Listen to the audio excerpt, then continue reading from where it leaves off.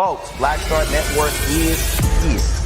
Oh, no punches! I'm real revolutionary right now. Support this man, Black Media. He makes sure that our stories are told. Thank you for being the voice of Black America, Roland. Stay black. I love y'all. All momentum we have now, we have to keep this going. The video looks phenomenal. See, this difference between Black Star Network and Black-owned media and something like CNN. You can't be Black-owned media and be scared. It's time to be smart. Bring your eyeballs home. You dig?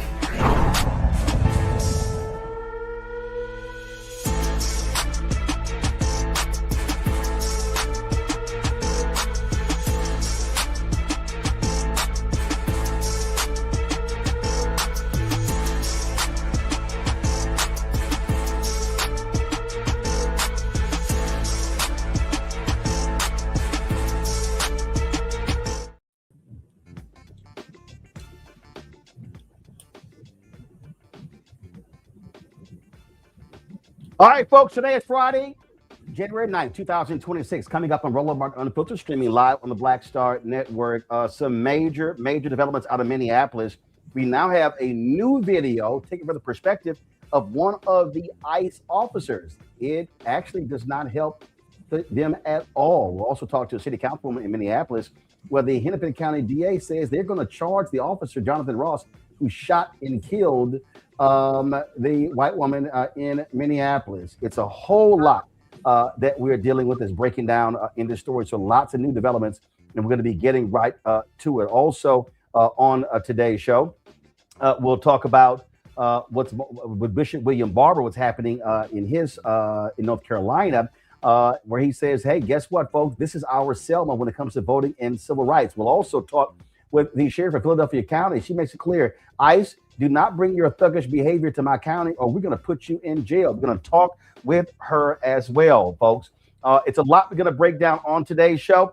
It is, of course, also the jobs report comes out. The economy under Trump has absolutely sucked. I thought he's supposed to be better for the economy than Vice President Kamala Harris. Well, we knew that was a lie.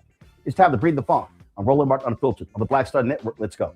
He's got whatever the miss, he's on it. Whatever it is, he's got the scoop, the fact, the find. And when it breaks, he's right on time and it's rolling. Best believe he's knowing. Putting it down from sports to news to politics. With entertainment just for kicks, he's rolling. It's on go, y'all.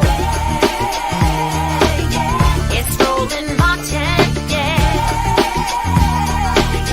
Rolling with Roland now. He's funk, he's fresh, he's real, the best, you know he's Roland Martin now.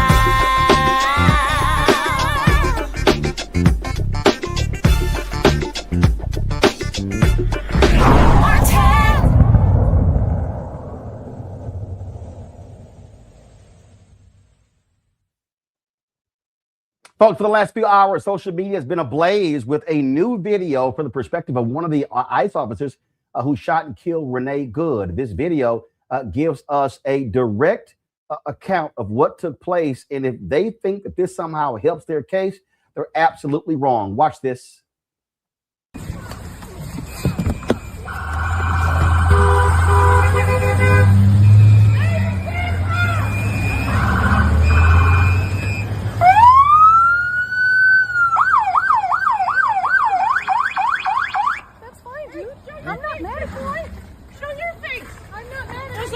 Change our plates every morning, just so you know. It'll be the same plate when you come talk to us later. That's fine. U.S. citizen, former fucking veteran. You want to come at us? You want to come at us? I say go get yourself some lunch, big boy. Go ahead. Out of the car. Get out of the fucking car. Get out of the car. Oh!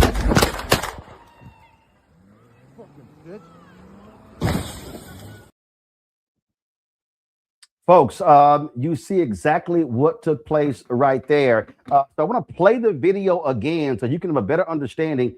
And so you see Renee Good. You see she's smiling. No big deal. And then the officers, they decide to take their particular action. This is absolutely crazy. Roll the video again.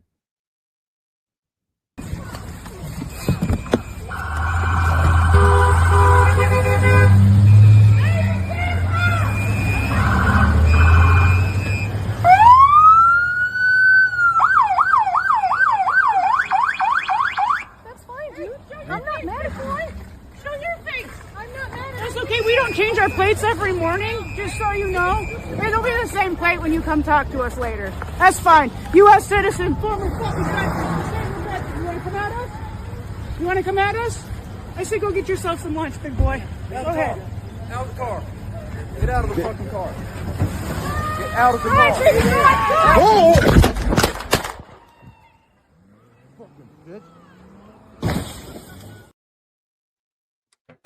Yo, that is real. Hennepin County DA makes it clear that this officer, Jonathan Ross, is going to be charged for the death of Renee Good. This is beyond shameful, which actually took place now that this video is coming out. And a lot of folks are talking about what's going on here. Retired FBI agent, U.S. Air Force veteran, and crime fiction author Steve Lazarus, he put this video out talking about how this should have gone down. Watch this. Here's my take on the Minneapolis ICE shooting. Not from the standpoint of a politician or an activist, but through the lens of a 30-year career in law enforcement. I'm going to start by stating the obvious. I wasn't there. I haven't seen what happened before the video starts. That said, the more I watch it, the angrier I get. I spent 18 of my 22 years in the FBI as a firearms instructor. I didn't just teach agents how to shoot, I taught them when to shoot. One principle we hammered home was simple. Deadly force is never authorized merely to stop a fleeing suspect. Yes, if a vehicle is being used as a weapon, that changes the analysis, but nothing in this video supports that. If anything, it appeared the driver was just trying to avoid the agents altogether. Normally, I give law enforcement the benefit of the doubt when it comes to dealing with high-stress situations.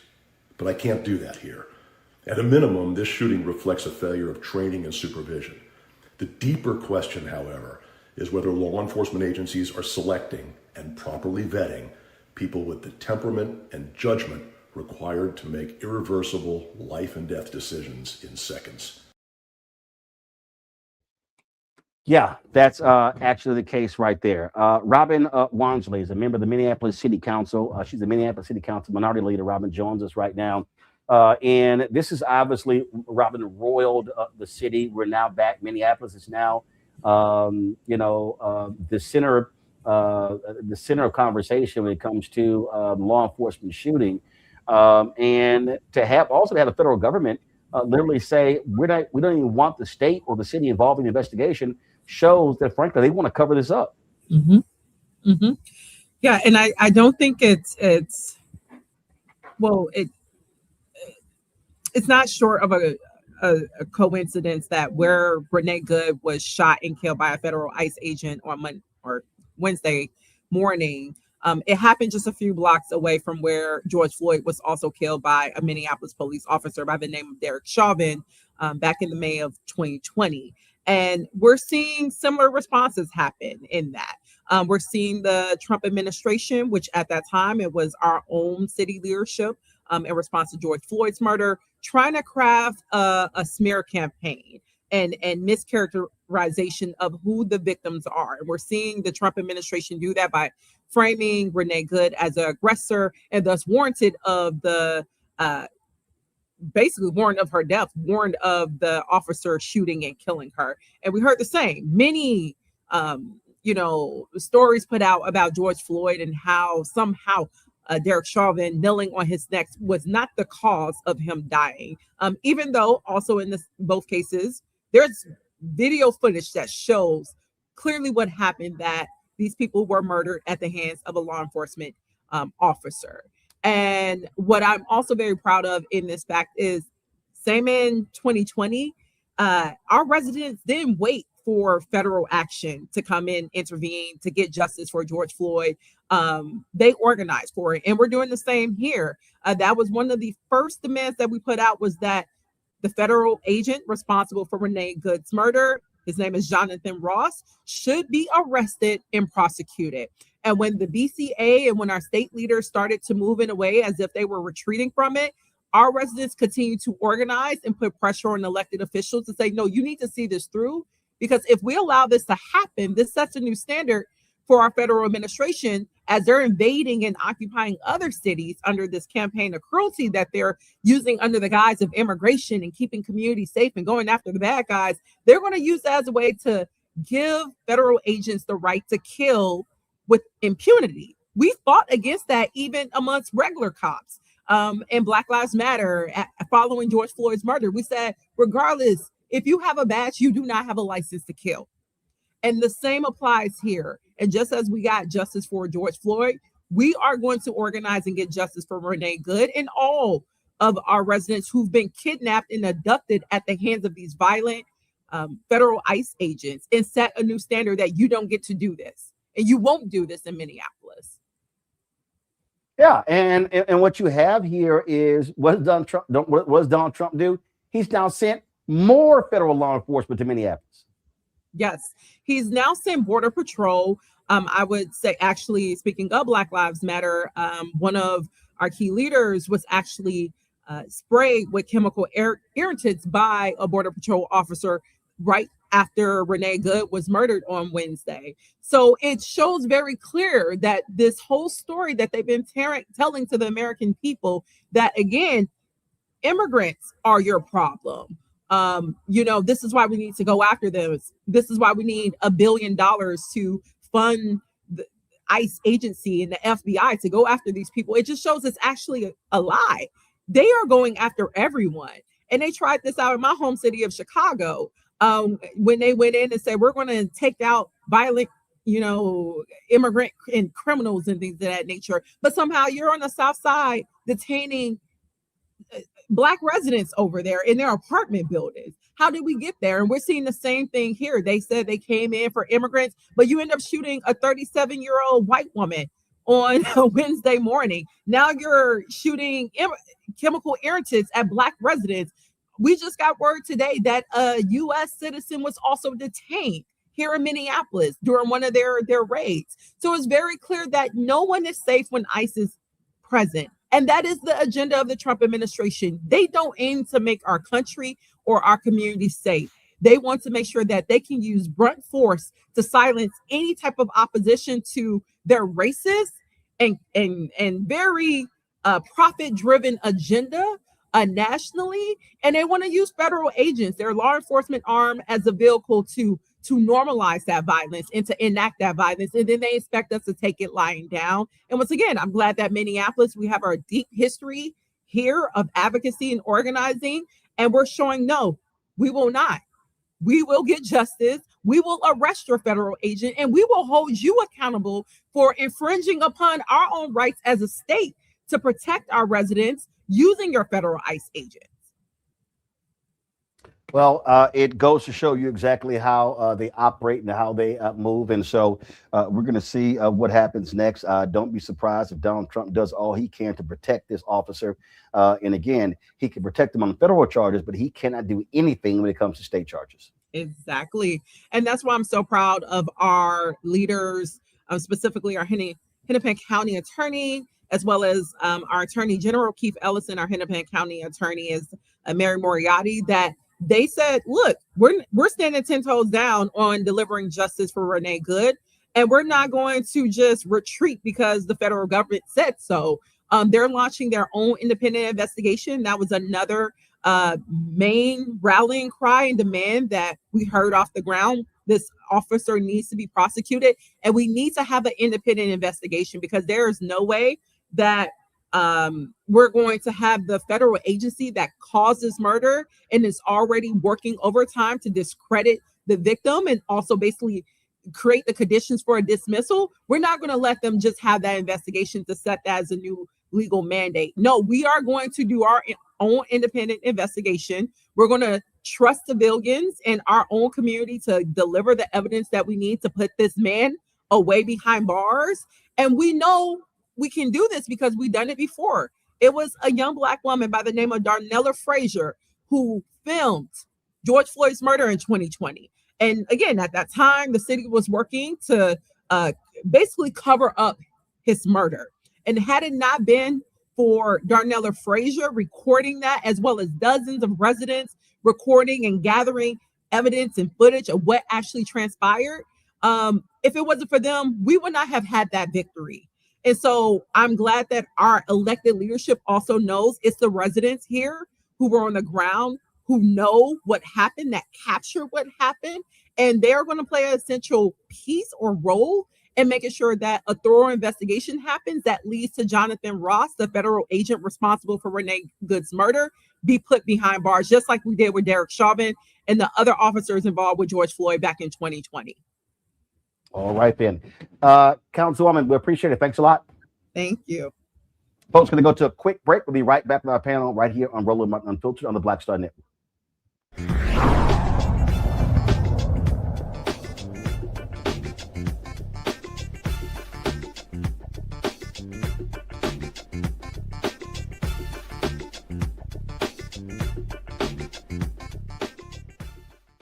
If in this country right now, you have people get up in the morning and the only thing they can think about is how many people they can hurt, and they got the power, that's the time for mourning.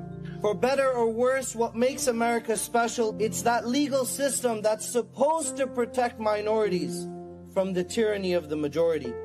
We are at a point of a moral emergency. We must raise a voice of outrage. We must raise a voice of compassion. And we must raise a voice of unity. We are not in a crisis of party versus party. We are in a crisis of civilization, a human rights crisis, and a crisis of democracy itself. And guess what? You've been chosen to make sure that those that would destroy, those that would hate, don't have the final say, and they don't ultimately win. Hey y'all, welcome to The Other Side of Change, only on the Black Star Network and hosted by myself, Rhea Baker, and my good sis, Jamira Burley. We are just two millennial women tackling everything at the intersection of politics, gender, and pop culture. And we don't just settle for commentary. This is about solution-driven dialogue to get us to the world as it could be and not just as it is. Watch us on the Black Star Network, so tune in to The Other Side of Change.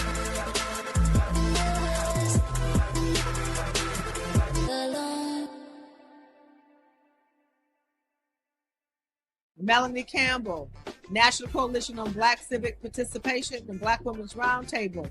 And we are watching Roland Martin Unfiltered all day, every day, 24/7. Spread the word.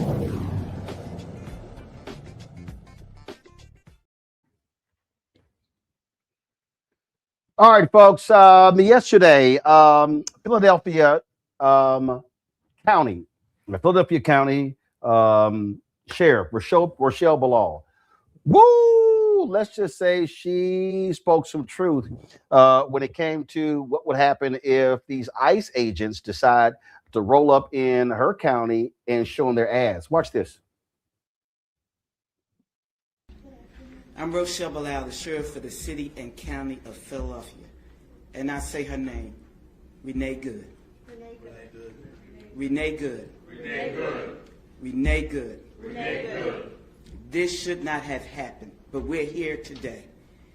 Let know that law enforcement professionals, real ones, not the fake made-up ICE, probably Trump's new army to attack citizens of the United States. Did you hear what I said? No law enforcement professional wears a mask. None. None. Those that come into our communities wearing a mask to commit crime, thank God for our district attorney, Larry Krasner, who say he's going to lock them up. And I'm saying now, we are not going to whisk you away for them to hide your identity, because when you do it there, you're getting arrested there. No whisk away for them to hide you. None of that here. None of that here. Law enforcement professionals do not shoot at moving vehicles. I'm not saying fleeing, because she wasn't fleeing. She was getting out of the way. Law enforcement professionals do not stand in front of moving vehicles invoking an action that is illegal. No, we don't.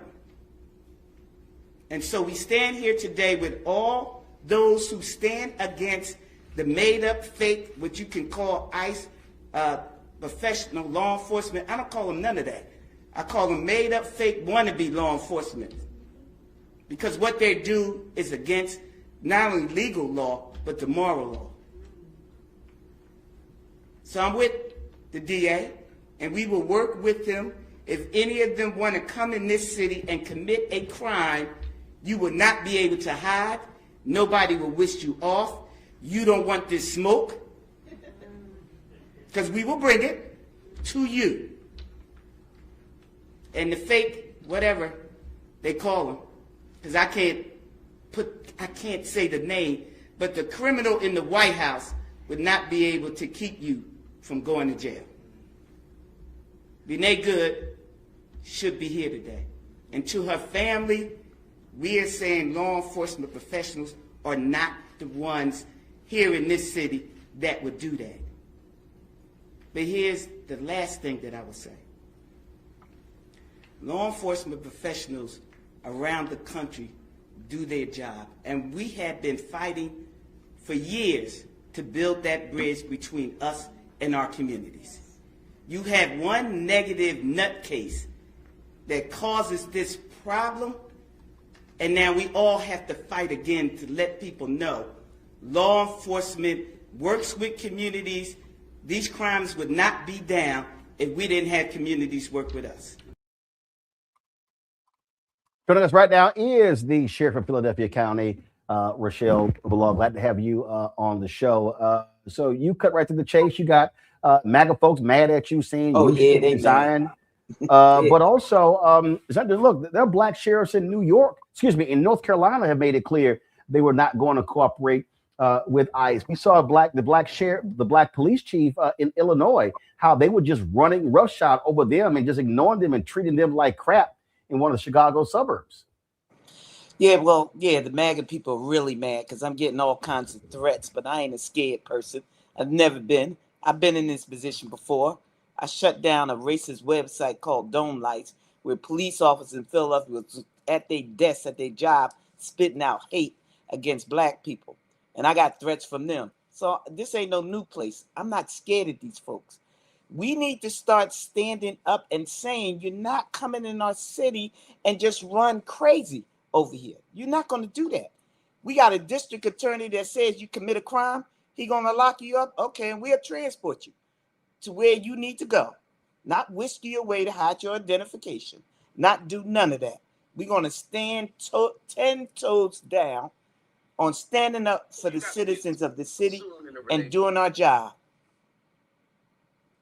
And the thing here is they know they have somebody sitting in the White House who will let them do whatever they want, and they have grossly disrespected local law enforcement. Normally, when you're the feds, when you come into a state, you talk to the police chief, you talk to the sheriff, you talk to the state police.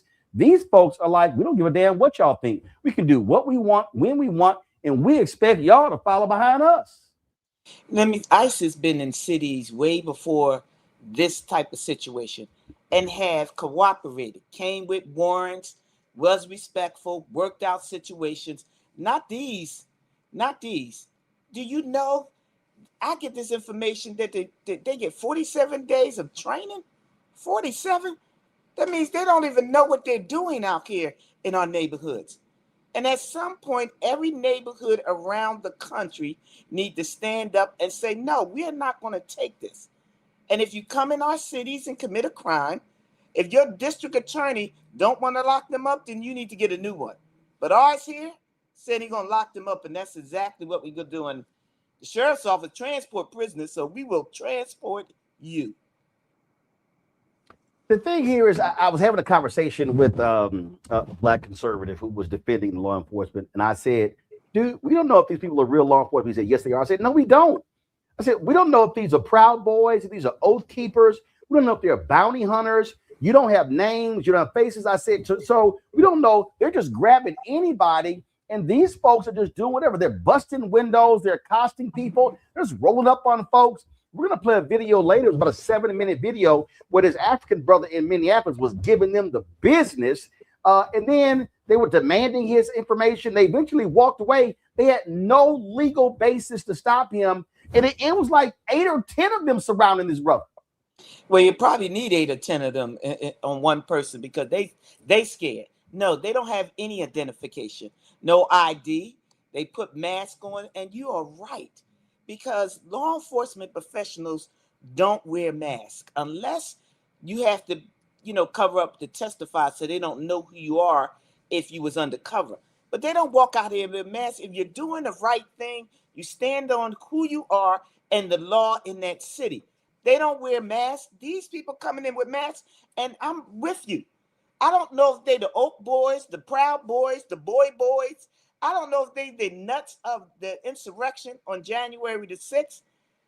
Are these the failed ones that couldn't get into police departments, couldn't get into the FBI, couldn't get into the DEA, and they're taking them because they lowered their stances so low that they take anything and anybody? No. Professionals, law enforcement people, do the right thing. They abide by the law. Not saying they perfect, because none of us are perfect. But the one thing they don't wear is a mask out there because they stand on the law. These are not standing on the law. That's why they try to hide their identity. I think they're scared. And if they ain't scared, take your mask off. Step up like a man or woman you think you are and come into these cities unmasked and claim you're going to do the right thing. Do that. In the video we're going to show, he was asking, man, who are y'all? And they had like RD6, so they had no names, no badge numbers, no nothing. So you can't report it. And then we did another story where there was this black guy who was stopped at the cops by somebody wearing fake ICE stuff,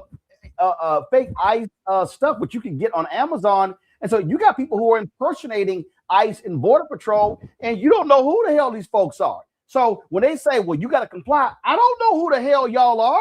You rolled up with a mask on, no name, no patches, no nothing. I'm supposed to give you the benefit of the doubt. Let's remind people that a Minnesota, in Minneapolis, a Minnesota state senator was shot and killed by a guy impersonating a cop at her door. They shot and killed her husband. They severely wounded another state official and his wife. And they can perpetrate, but I think the ones coming in the city is perpetrating too. We have to keep people safe in our cities. And then we have to speak up against those that are not. This is a fake thing that they came in here. We're making your city safe. You're making our cities more dangerous. You're coming up to people with no identification. They don't know who you are. You mask up. Let me just say this. If they put legislation out there in your city that banned the mask for young black kids in your city, and now you got these people coming in, call themselves ICE agents, and they masked up, where's the legislation on banning them? We have to make some rules in all these cities to stop the nonsense. I'm not a legislator, so we need to call on our legislators to do something about this. You just can't keep running up on people. And that's going to cause a situation because you run up on people with a mask. They don't know who you are. You claim you ICE, but there are people that are perpetrating the fake ICE people. So you got fake on fake. No, stop the nonsense. You want to claim you're a legitimate law enforcement? Take the mask off, get your ID, put the badge on, and come with the proper paperwork. Introduce my panel, Candace Kelly, legal analyst, host of Not All Hood out of South Orange, New Jersey. Matt Manning, civil rights attorney out of Corpus Christi, Texas. Michael Imhotep, host, African History Network show out of Detroit. Candace, your question for Sheriff Bilal. As to whether or not ICE is actually going to come to Philadelphia. Is there a high likelihood? Is that what you are hearing? I know you're close to the pulse of everything. No, I haven't heard that. You have ICE agents here because people saying to me they are around our courthouse because our deputies are the ones that secure the courthouse and deal with the warrants from the judges. So they're outside courthouses, they're outside buildings. I'm not hearing that they're coming in here like they invading other cities, but the ones that we have here, we got to deal with them. Thank you. Matt? State law often gives federal agents certain powers. As it relates to Pennsylvania, do those ICE agents actually have any powers outside of the federal enforcement, or what is the interplay, I guess, between state law and what they're actually able to do? Because I suspect we're going to be hearing that they're going to say we're empowered to come in and enforce state law as they sometimes do in other places. What's your experience in that respect? Because in Philadelphia, you have the sheriff and you have the police department. Under my jurisdiction is where the courts are. ICE cannot come in the courts to arrest anybody. And if they do, they let us know in advance, and they have to have a valid warrant signed by a judge. And they don't take them out of the courts. They don't go in the courtrooms. We will take them back to where they were, and they have to go there to get them. They don't just invade the courts here, but they outside lingering, and they outside trying to capture people coming out. But what we have in our city, and I'm running I deal with the courts and their security. They don't come inside the courts to grab anybody outside. They're lingering outside of that. And I can't stop them because the sidewalk is public. The courthouse is public. The only person that can stop them from even being outside is legislation or a judge. And I'm waiting on that. Michael. Sheriff Bilal, I saw your video today. Thanks so much for your heartfelt words. My question is, I know under the Obama administration, he deported 3.1 million undocumented immigrants, but they did it the correct way, like you're talking about. What has been some of the response from those in the African-American community where you live who may have voted for Donald Trump because they said he's going to deport the undocumented immigrants that are taking Black people's jobs? But then we see all this hell breaking loose. Okay. And Obama deported more per month on average than Trump is doing. What are some of the responses that you're hearing on the ground? Well, the ones that voted for him feeling sick to their stomach right now because the promises he made to all of these people and even Black people, and I can't see why they even did that, but because they was fooled. Now they're fooled, and now it's on them.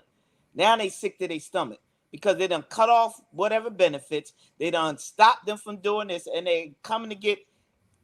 Look, they probably coming to get us at the next go around. Before we sat back and said it ain't us, it's all of us. It's all of us. If we are not a racist, bigot, maggot participant, then it's all of us. Doesn't matter what shade, what political state you are in, it's all of us. And so if they don't get off their butt, they sick now. And now they're trying to figure out what it is they want to do. I tell them what, they need to get out here with the rest of these folks and fight back and not just take it. Thank you. Well, there are a lot of folks who are highly critical of their actions. And I think what this shooting has done, it has finally woken some folks up. And listen, they have been attacking Black and brown people. And let's just be frank. This is a white woman who was shot and killed. And the right is trying to say, oh, she was this left-wing terrorist, lesbian, all this sort of stuff like this. But I think them shooting this white woman in the face and killing her is going to cause some other white folks to realize that, guess what? It ain't just the brown people. They not exempt. And that's what I said. It's all of us. If you're not a part of that group of people, I say the cult, because that's the way I see it. And that's my personal opinion. If you're not a part of that, then you are the next person in line for them to come, step up on you, mask that, try to grab you out your car, throw you on the ground. This is ridiculous on what's happening. And I'm speaking now, and some people may be mad. I don't care at this time. I got family. I got grandkids. I got friends. I'm speaking up because I live here in America, and this is unjust. And in my book, I'm just not going to sit back and let it happen. And I don't care about the threats. Bring them. I'm a law enforcement person. I was well trained. I had more than 47 days of training. Trust me, more than that. This crazy Black Republican from Texas, Wesley Hunt, decided to give his perspective and weigh in on this shooting. And Sheriff, I would love to hear your response to this. Let's play that. clear that she tried to use her vehicle as a weapon, mow over an ICE agent, and now she is dead. And her death is tragic, but at the end of the day, it was completely avoidable if she would have simply followed the commands of the ICE agents. But what really is more disturbing to me is Governor Walz's comments about using the National Guard to keep the federal government ICE agents out of his state. He has now gone full Jefferson Davis, and that's what I would call civil war. This is a problem. The left always does this. They always clamor for more violence. They always clamor for more rioting. Minneapolis, they've already burned to the ground. The violence must stop. We must respect law enforcement, respect this president that said, I am going to clamp down on illegal immigration, and Minneapolis has become a cesspool for illegal immigration, and we're not standing for it any longer.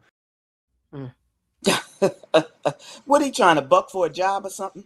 Because I seen all the people that used to speak up for the criminal in the White House, and ain't none of them got a job. So I guess he's trying to come in and get one. First of all, I saw that video frame by frame by frame. As a law enforcement professional, you don't put yourself in harm's way. You don't stand in front of a vehicle. He had enough space to get out of the way, and he shot in front. And now he's on the side. And you shoot 2 more times, there's no threat there. She wasn't trying to run him over. She's trying to get out of the way. Get away from them. What was you going to obey? You come up all masked up. You're going to try to open up my car and pull me out, and I ain't got nothing to do with what you're doing? I'd have took off too. She took off because she was scared. And then this nutcase talking about you're going to respect law enforcement. Hell, they don't respect law enforcement. January the 6th, they was trying to kill the law enforcement professionals up there at the White House. They was trying to kill them. So you talking about respect law enforcement? You should have respect them then on January the 6th. See, he don't even know what he's talking about. But if you bucking for a job and you keep being a handkerchief head Negro, exactly what you're doing, then go ahead and do that. Go over there and get a job over there. And because you're black, he ain't gonna give you one either. So you might as well just stay where you are and just get out of the way with the nonsense. Because you can't talk about respecting law enforcement when you try to kill something. You can't talk about respecting the president when he don't respect the citizens of this country. Look, I ain't got nothing else to say about him. Go get a job somewhere else. Here's the thing that is amazing to me when I listen to these people, and this is what I never understood. I remember there was a story out of Cleveland, and it was a black couple, and the cop jumped on top of the car and fired a bunch of shots into the car. We've had other stories that we've done jumping in front of a car. And matter of fact, I remember Kajima Powell. This was in St. Louis shortly after Michael Brown had been shot and killed. And Kajima Powell had a serious, it was a mental issue. It was a mental call. It wasn't more than 16 seconds from the time the officers arrived on the scene, and the door, it was 16 seconds from when the door opened to the first shot fired that killed Kajima Powell. And I remember when that happened, and Powell had this butter knife or something like that, and he flexed, and the officer immediately fires and kills him. And I'm watching this, and my first reaction, this is just me. And again, I don't understand. I won't say I understand police training and all of that. But what I didn't understand was, if I'm a cop and I got a partner, and I'm getting out of a car, okay, and the man is standing in front of me, there are other people, there are not other people around this way, and he's holding a butter knife, and I know I got a gun, so I know I have a lethal weapon. I can take this person out. I guess if I'm gonna have a conversation with homeboy, I'm probably, this is just me, I'm gonna step to the back of the car, put the car between me and him. We're gonna talk over the car. And when I see these officers, they jump in front of the car, or they firing at a car that's taking off and going away. I'm sitting here going, What are you doing? And the DOJ's own report shows you do not fire at a fleeing car.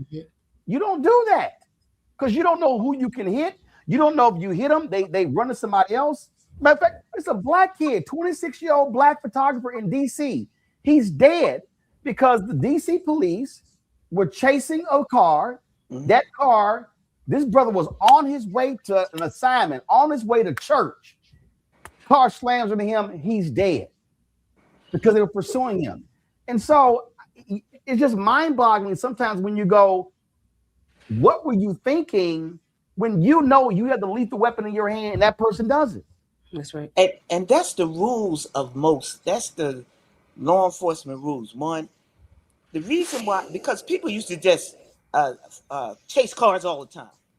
And cars speeding down the street, hit people, kill people, children, grown, elderly, by the speed. You don't chase them, nor do you shoot at them because you don't know who is on the other side of that vehicle that you may hit or kill or harm.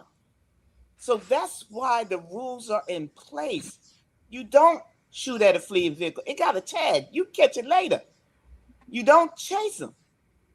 We had that here in Philadelphia. I think his name was, correct me if I'm wrong, Dante Dawson, where the cop stood on the hood and shot down the car because he was in the car. Didn't make a move, nothing, just was in the car. The rules, because I was a police officer for 27 years, the rules was if a person is in the car and won't come out, that become a barricaded person. That's Get right. everybody in here to work it out. That's right. That's right. So you don't stand on top of a car and shoot down into a car. You don't shoot at a fleeing vehicle. See, these non-trained individuals, and they said he had 11 years. Then what was he doing for 11 years? On the border patrol? You don't know how to react to people in communities or urban cities. You don't know. But you throw them out here and they just start shooting? No. The rules state for most common sense law enforcement agencies. Now, the ones that don't, they can correct me, but I know being a cop for 27 years, that was the rule for us. And that's the rules for my deputy sheriffs here in this city. That's what we don't do. Well, it also reminds me when you have these cases, and we just did one the other day, this story out of Florida, black man, he's walking away back to the officers, has his hands up, he's not reaching for anything, shoot him in the back, kill him. Same thing. And you're like, so you're justified, the person's walking away. This is the stuff that we have to deal with. And I do hope, I hope that what this murder of Renee Good does, it wakes up these complacent people who have given these law enforcement folks the benefit of the doubt. And you're absolutely right. And I've said it for a long time. And I've talked to way too many folks in Noble who have called for accountability. That when you got cops who do the right thing, hey, you praise them, you support them, you pay raises and all that good stuff.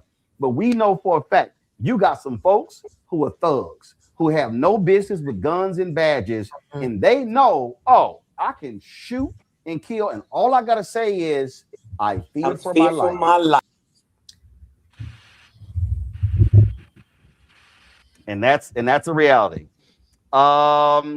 Sheriff Below, is she still with us, y'all? Did we lose her?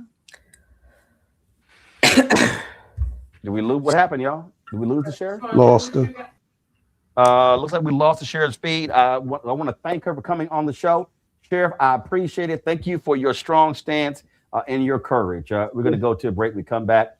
Lots more to talk about, y'all, on today's show. Bishop William Barber, we're going to talk about an upcoming event happening in February when it comes to protesting, it comes to getting people active when it comes to the right to vote. We're going to talk about the economy, how it is floundering under Donald Trump. Plus, Congresswoman Ayanna Pressley and Congresswoman Summer Lee, they were not holding back in a couple of hearings on Capitol Hill. We're going to show you that as well. Lots to show you right here. Roland Unfiltered on the Black Star Network. Support the work that we do. Join our Bring the Funk fan club. You want to contribute, use the Cash App, use the Stripe QR code. You see it right here. The QR code, you use it for credit cards as well. PayPal is R Martin Unfiltered. Venmo is RM Unfiltered. Zelle, Roland at RolandSMartin.com, Roland at RolandMartinUnfiltered.com. Checks and money ordered. Make it payable to P.O. Roland Martin Unfiltered, mail to P.O. Box 57196, Washington, D.C., 20037, that's 0196. Back in a moment.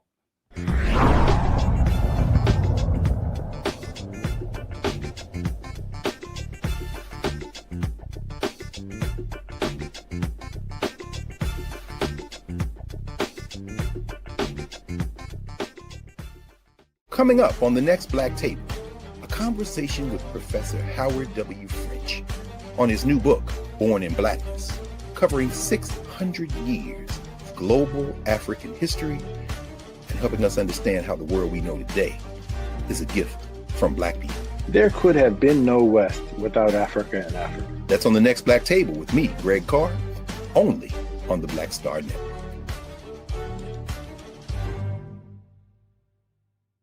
If in this country right now, you have people get up in the morning and the only thing they can think about is how many people they can hurt, and they got the power, that's the time for mourning.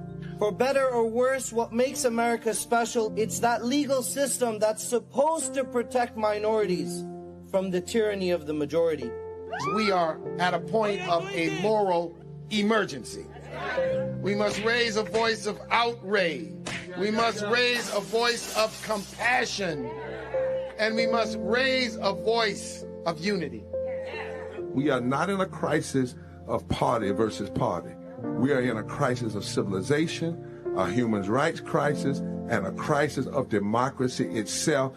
And guess what? You've been chosen to make sure that those that would destroy, those that would hate, don't have the final say, and they don't ultimately win.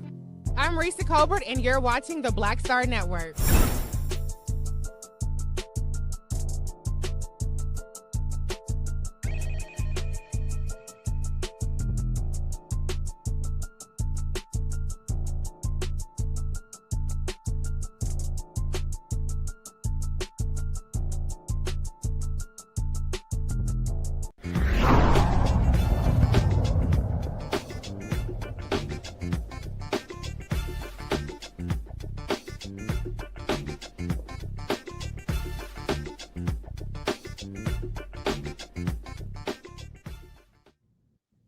So, folks, I saw this video, and there was this Uber driver, Ahmed bin Hassan, who got into this verbal altercation with some federal law enforcement officers.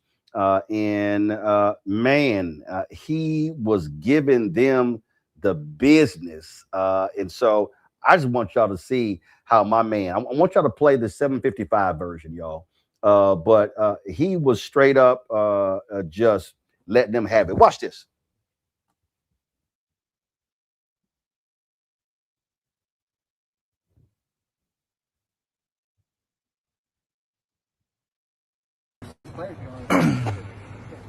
What's up, officer? How's it going?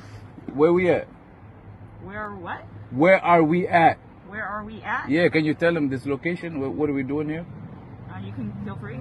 I'm just chilling at my job in the Uber, and this lady just pulls over, and she's like, are you a U.S. citizen? In a parking lot at work.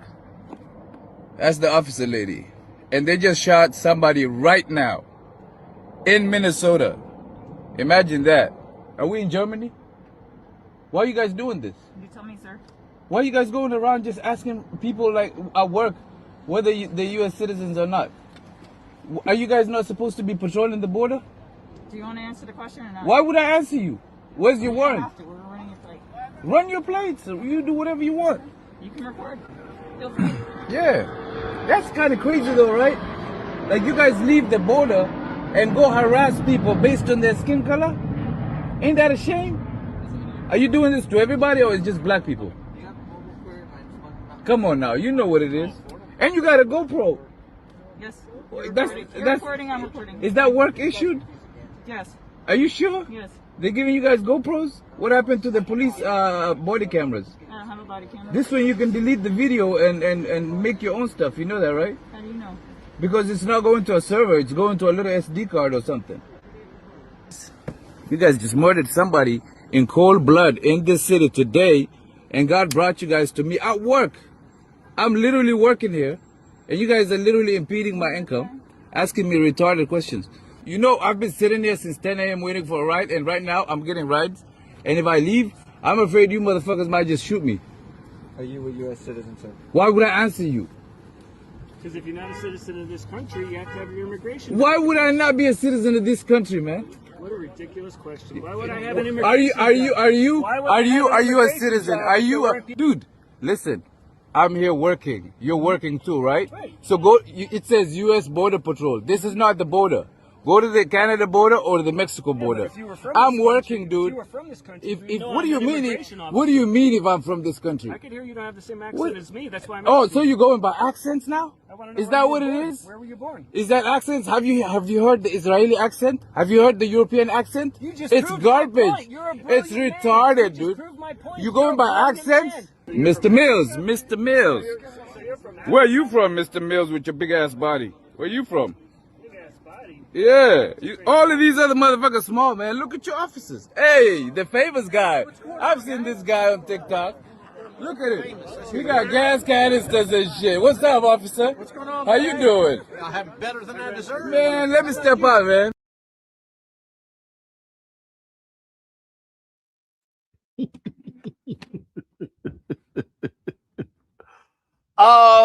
That was wild.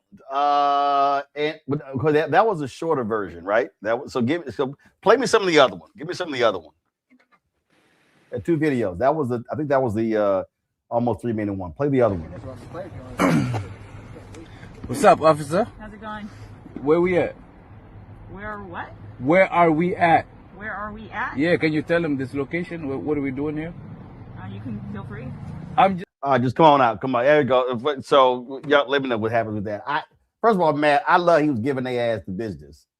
He was like, man, I ain't giving up nothing. He was just ripping them.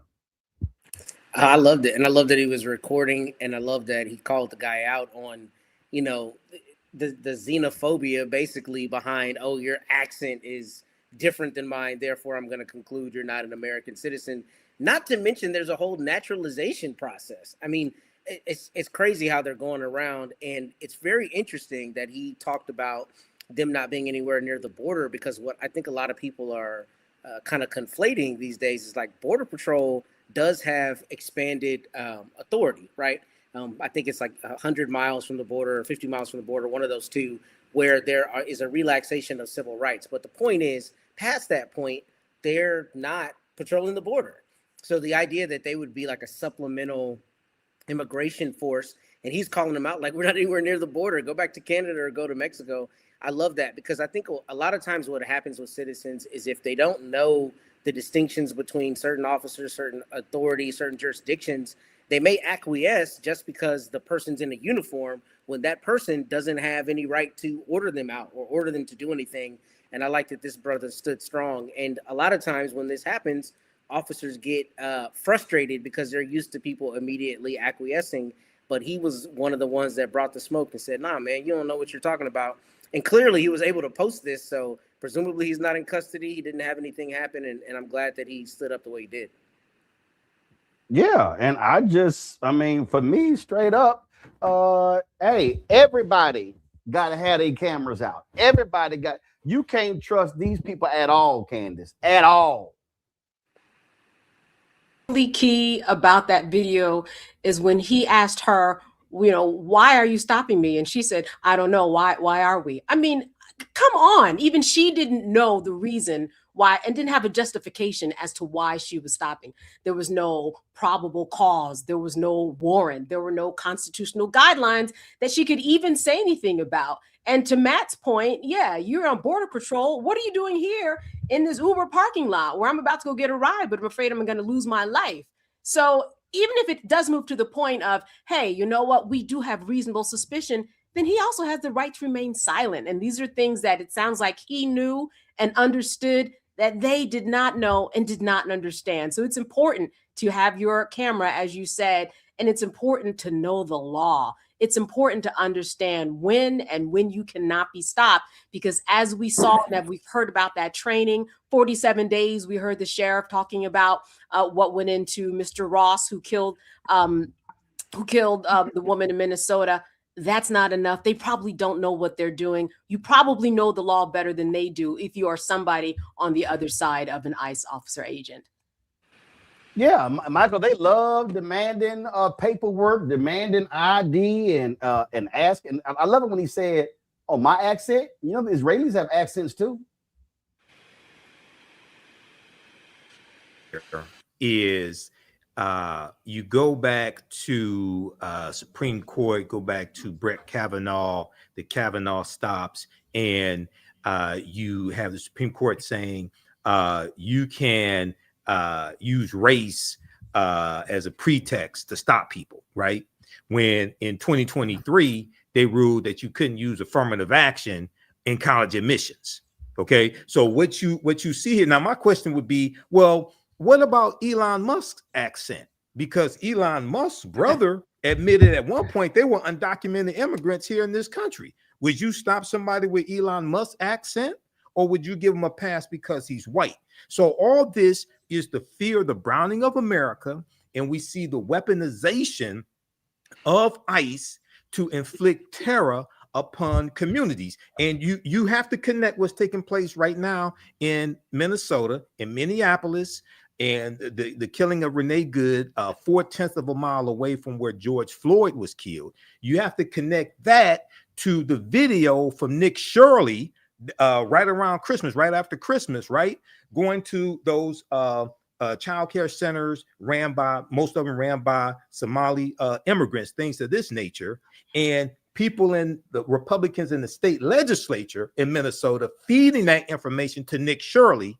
And because of those videos going viral and the white supremacists in the White House seizing upon that, then they flood Minneapolis, Minnesota with ICE agents. And you see this unfolding here. So this is an example how elections have consequences. This is straight out of Project 2025. Okay. And we see that the big ass ugly bill gave an unprecedented amount of money to Homeland Security to do this. But going back to the conversation with the sheriff, under the Obama administration, the 2 terms of Obama, they deported 3.1 million undocumented immigrants, but they didn't terrorize communities doing this. So there's a right way to do it, but this is totally the wrong way. Well, they are showing us exactly who they are. Now, while those things are happening, our economy is going straight to hell. 2025 absolutely was an awful economic year. And all of you idiots who said Donald Trump was going to be great for the economy, way better than Vice President Kamala Harris, you probably feel real stupid right now because we know that was an absolute lie, and so let's break down what's happened with the economy. Morgan Harper joins us right now. Morgan can walk us through. She's the Director of Policy and Advocacy for the American Economic Liberties Project. And Morgan, they have been trying their best to delay these numbers. They don't want us to see it. All of a sudden, we now realizing, guess what? Manufacturing Trump. I'm bringing it back. No, you're not. It sucked. We're seeing how across the board we've seen anemic loss. And don't you remember when we would have 150 or 180 or 200,000 job creation and Fox News would be going, oh my God, this is soft. This is awful. But all these downward revisions that we have seen now shows how awful this Trump economy is.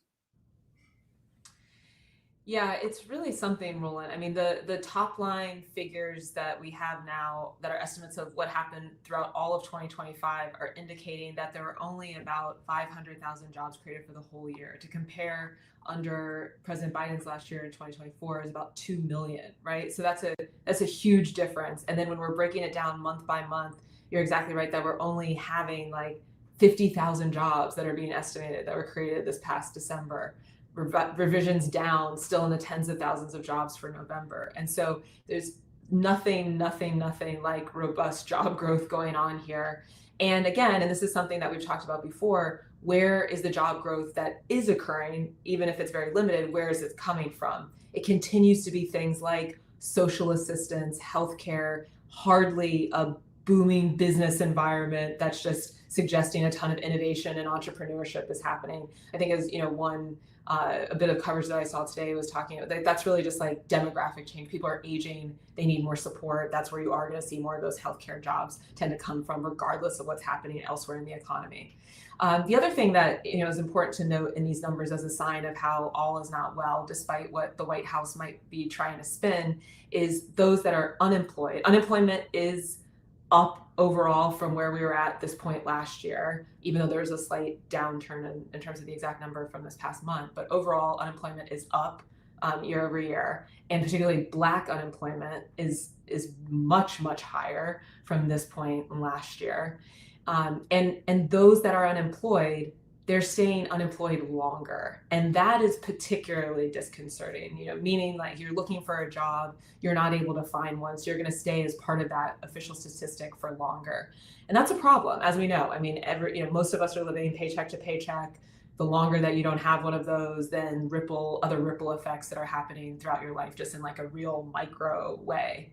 And then the other thing that I would note is just there is this dichotomy between what the White House is saying. I thought it was particularly interesting in a lot of their official messaging today, just how far they're having to reach for that positive spin now. You have the head of the Council of Economic Advisors, Kevin Hassett, his go-to talking point today was, oh, but those that have manufacturing jobs, they're getting paid a lot more. And it's like, well, that's interesting because like you were noting, Roland, we've seen nothing but manufacturing job losses. So I guess his point is if you happen to be one of the few people that still has a manufacturing job, that is surely not a new one that's been created this year because their policies have not resulted in that, well, then maybe you're making a bit more money and that's great. But the rest of the economy is not really seeing any of those gains. And again, there just has not been that follow through on this promise of bringing American manufacturing back, inspiring a new wave of innovation. Nothing in these numbers suggests that that's actually occurring.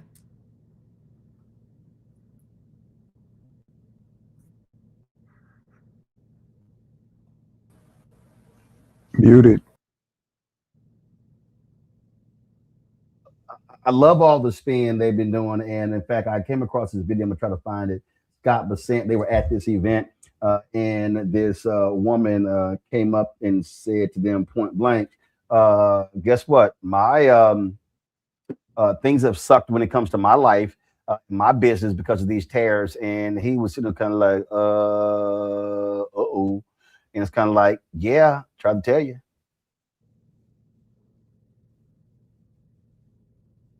Yeah, I mean, that's the important point here is they're going to try to take this little bit of the official data that's coming out of these numbers. And I thought, of course, interesting again that the president does not care about the rules around any of this. He's not supposed to talk about any of this data before the official release so that it doesn't inappropriately influence the market investors. They did that anyway because they are probably so concerned about how, these numbers were not suggesting anything positive or, aligning with what they claim they're accomplishing here.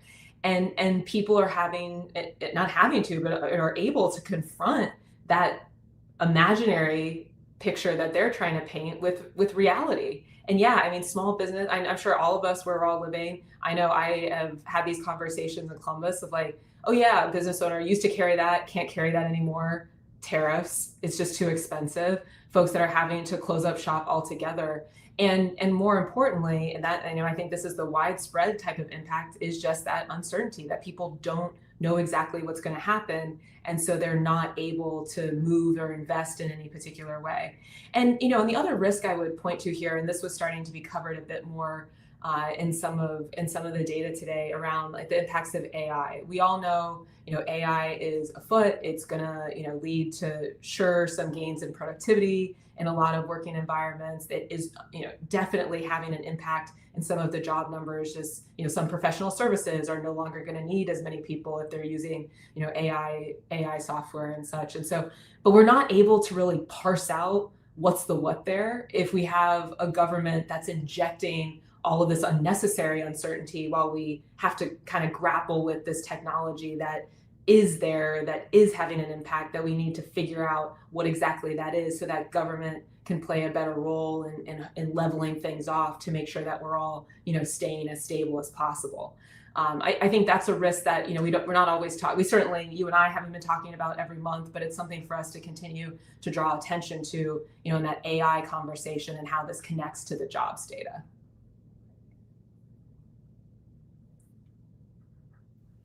Questions from our panel. Let me start with you, Michael. All right, Morgan, you just hit on one of the questions that I had dealing with artificial intelligence and eliminating jobs. The other question that I had is when we look at, for instance, September 2024, Goldman Sachs put out a statement. They analyzed both Trump and Kamala Harris's economic plans, and they said that Kamala Harris's plans would give the biggest boost to the economy, and they talked about how Trump's proposed tariffs on imports and tighter immigration policies would really destroy the economy. What feedback are you hearing from African Americans specifically on how they are trying to navigate throughout all this? We're looking at unprecedented unemployment for African Americans in the past few years. We're looking at energy prices up 13%, beef prices up, coffee, et cetera. What are you hearing from African Americans on the ground?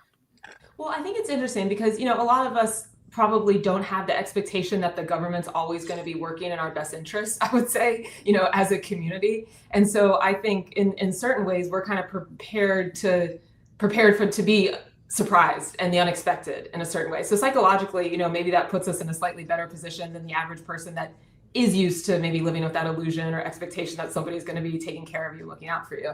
That being said, I'm hearing that people think what's going on is crazy and that there is no way to make this all add up. So, like you're saying, Mike, we have, the uncertainty around tariffs, that those costs are having to be passed on certain goods and all sorts of businesses that we're going to based on how this administration chose to implement tariffs. That is not inevitability, right? There is a version of doing better trade policy, tariff policy that would not go like this. That is not what they decided to do. In addition to some things that are never going to be reflected in this data that we're talking about, like energy costs, like utility prices. And I think the important point here is to emphasize, none of this is inevitable. None of this is necessary. Even when we're talking about AI, right? We're kind of just hearing AI, it's happening. We got to just deal with it. It's well, no, we have a government that can pass laws that kind of decides the rules of the road, even for something like an innovative technology, like how that's actually going to be playing out in our economy and our society. But unfortunately, that is not what this government's trying to do. I think the other thing I would note is, when we're looking at, I don't have all the ins and outs of exactly what Kamala Harris was proposing, but I can guarantee you that there were some elements of it that were also looking at what we call the supply side of things. So, it's interesting, this proposal that's come up from Trump, that you all might have seen some coverage of around buying up more of these mortgage-backed securities, bonds to try to lower interest rates. And then that's going to solve the housing crisis. This is their big housing plan. It's well, okay, but y'all aren't doing anything to address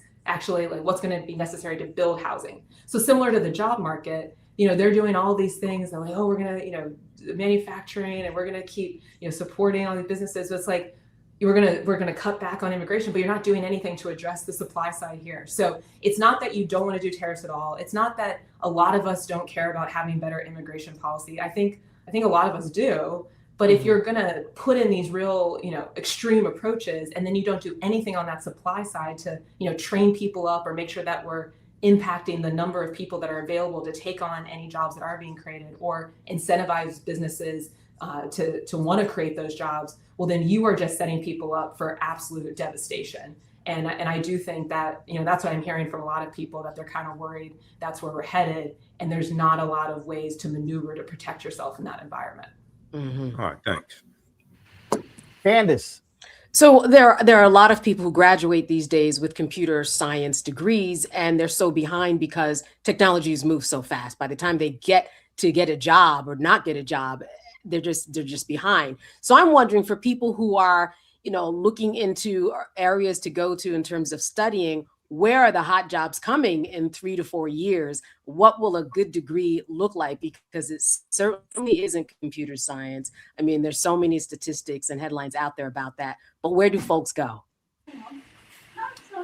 Yeah, I mean, I think that's a great question. And, I've been, and certainly not a workforce expert or anything like that, but I have been hearing the same covers that you're talking about with the computer science degrees, now being somewhat less necessary, less in demand just based on the advances in technology. And more than anything, we are going to need people that do have critical thinking skills and an ability to still be able to write and work through complex problems and deal with lots of different kinds of people, something we would call like a liberal arts education. And it's out of vogue in this administration and not just this administration, I mean, it's a movement across the country that's kind of, pushing back on those. But I do think that there continues to be a need to invest in people, regardless of what circumstances you might be born into, if they want to pursue an education, higher education, that pathway is available to them without getting in a bunch of debt. That being said, completely support and do think, and this is something we were seeing a lot under the last administration, under the Biden administration, an investment in trades. And if we, have, the types of policies that were happening under the Inflation Reduction Act, incentivizing solar investment in solar energy that then requires people to have the training to be able to install that in building trades. That is going to continue to be necessary.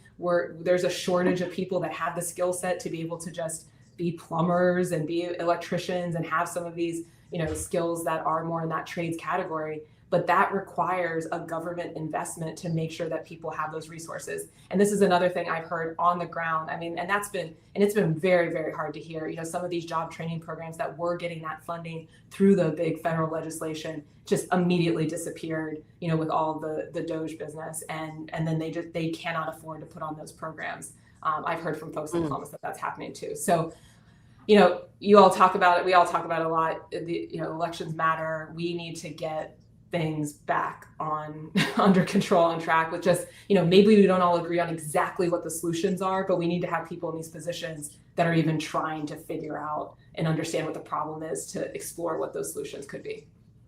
Thank you. Well, the election, I think, is going to be a huge issue comes the midterm elections in November. And if Democrats, they want to regain the House, they should be hammering these folks by saying, guess what? You let Donald Trump do whatever he wants to do on tariffs. Now you see the problem when, in fact, Congress actually can be controlling tariffs. And so the GOP, you put your fate in the hands of Trump, you're going to suffer the consequences. And so it had better be a strong economic message. But not just that, Morgan. What Democrats also have to be saying is, what are we going to do when we regain power? It can't just be they suck.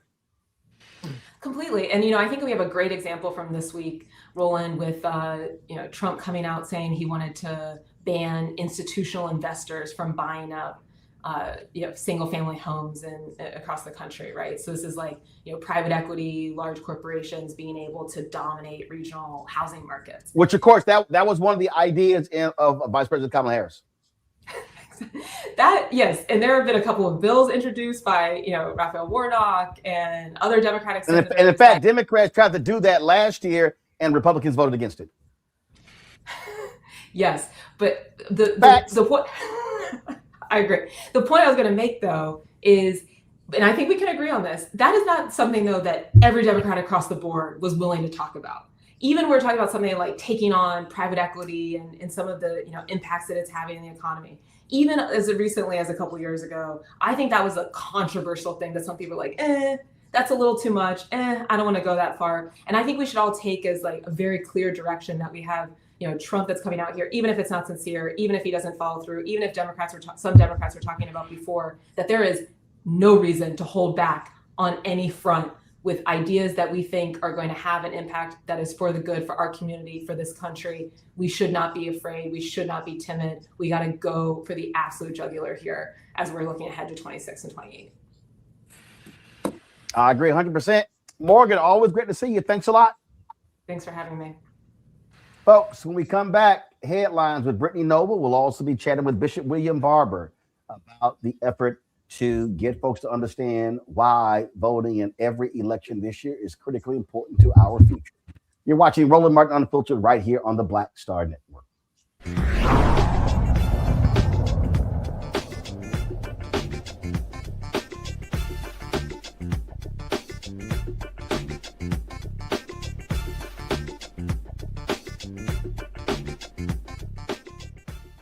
They said the quiet part out loud.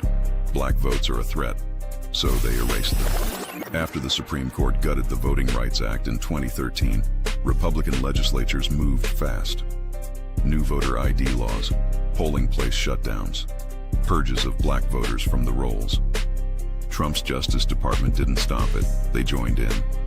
In 2018, his DOJ backed Ohio's voter purge system, a scheme that disproportionately erased black voters. Their goal, erase black votes and political power. Yeah, that happened. These are the kinds of stories that we cover every day on Roland Martin Unfiltered. Subscribe on YouTube and download the Black Star Network app.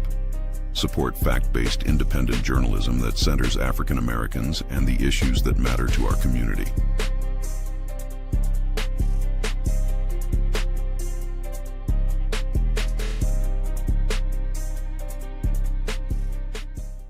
If in this country right now, you have people get up in the morning and the only thing they can think about is how many people they can hurt, and they got the power, that's the time for mourning. For better or worse, what makes America special, it's that legal system that's supposed to protect minorities from the tyranny of the majority. We are at a point of a moral emergency. We must raise a voice of outrage.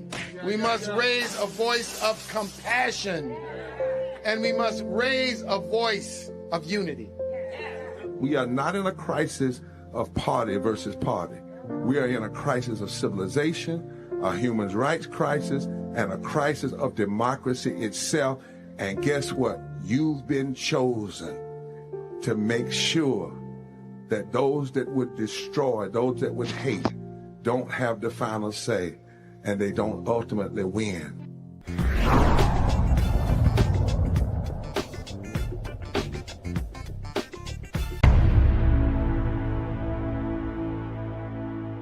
At the end of the Selma to Montgomery March in 1965, Dr. King stood in front of the Alabama State House and told 25,000 Americans that the greatest threat to the greedy oligarchy is when poor blacks and poor whites and others mobilize together and form a voting bloc that can fundamentally shift the economic architecture of our nation. In America today, we have fewer voting right protections than we did when the Voting Rights Act was passed in 1965. And state legislatures have abused their power to try to pick their voters rather than let the voters pick their legislators. Meanwhile, every day people are suffering while the greedy get richer and richer. Dr. King was right, and many others were right. The billionaires who think they can buy our politicians are afraid of people coming together across dividing lines and building power together. In 2013 and 2014, we together in this state built out the Moral Monday movement. And in 2014, more than 80,000 people showed up in Raleigh for a mass people's assembly. We mobilized our power. We mobilized our vision. We did not continue to just resist what others were doing. We claimed the world that we wanted, the society that we wanted. And what we did energized. It was not partisan, it was principled. Here we are again now in 2026. And it's time to love forward together and mobilize. This is our Selma moment. And we need everybody, regardless of your race, your creed, your color, your religion, your sexuality, whoever you are. If you love voting rights for all, if you love abolishing poverty and bringing into reality living wage, if you love health care for all, if you love and grace and mercy and do not want to buy into the religious nationalism of hate and meanness and a lack of empathy, if you want to love forward together, welcoming immigrants rather than suffering ICE raids, if you love the environment and want to see it cared for rather than the polluters taking over, if you love fully supported public education, if you want to love, not hate, and to have peace and not war, to stand against unchecked militarization and the militarization of our cities, then it is time to come together and mobilize our power and our passion for justice, then we now are in a moment where we must move from resistance to loving forward and mobilizing our power. So, from February 11th through the 14th, North Carolinians are going to be walking and marching and caravanning from Wilson to Raleigh. And on Saturday, February 14th, Valentine's Day, we will hold a massive People's Assembly for a moral agenda in Raleigh, North Carolina, saying it is time to love forward together. We are marching from a district that MAGA extremists, because of a call from President Trump, decided to gerrymander the 1st Congressional District, take it away from the people. And we are inviting all defenders of democracy and champions of the common good to meet us in Raleigh on February 14th to reclaim a moral agenda, an agenda for going forward, to pursue the society and the democracy that we want, not only for ourselves, but for our children's children.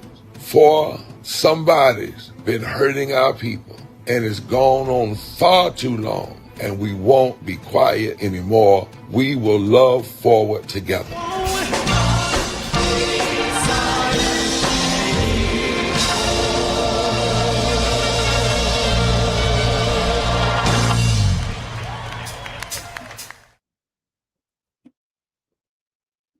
Oh, joining us right now is Bishop William Barber with Repairs of the Breach, Poor People's Campaign. Bishop, always glad to have you. Happy New Year, frat.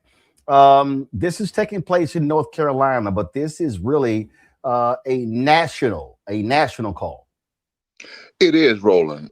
Thank you for having me, and glad to be here. I'm at a place I can't be on the line, but I'm glad to be with you.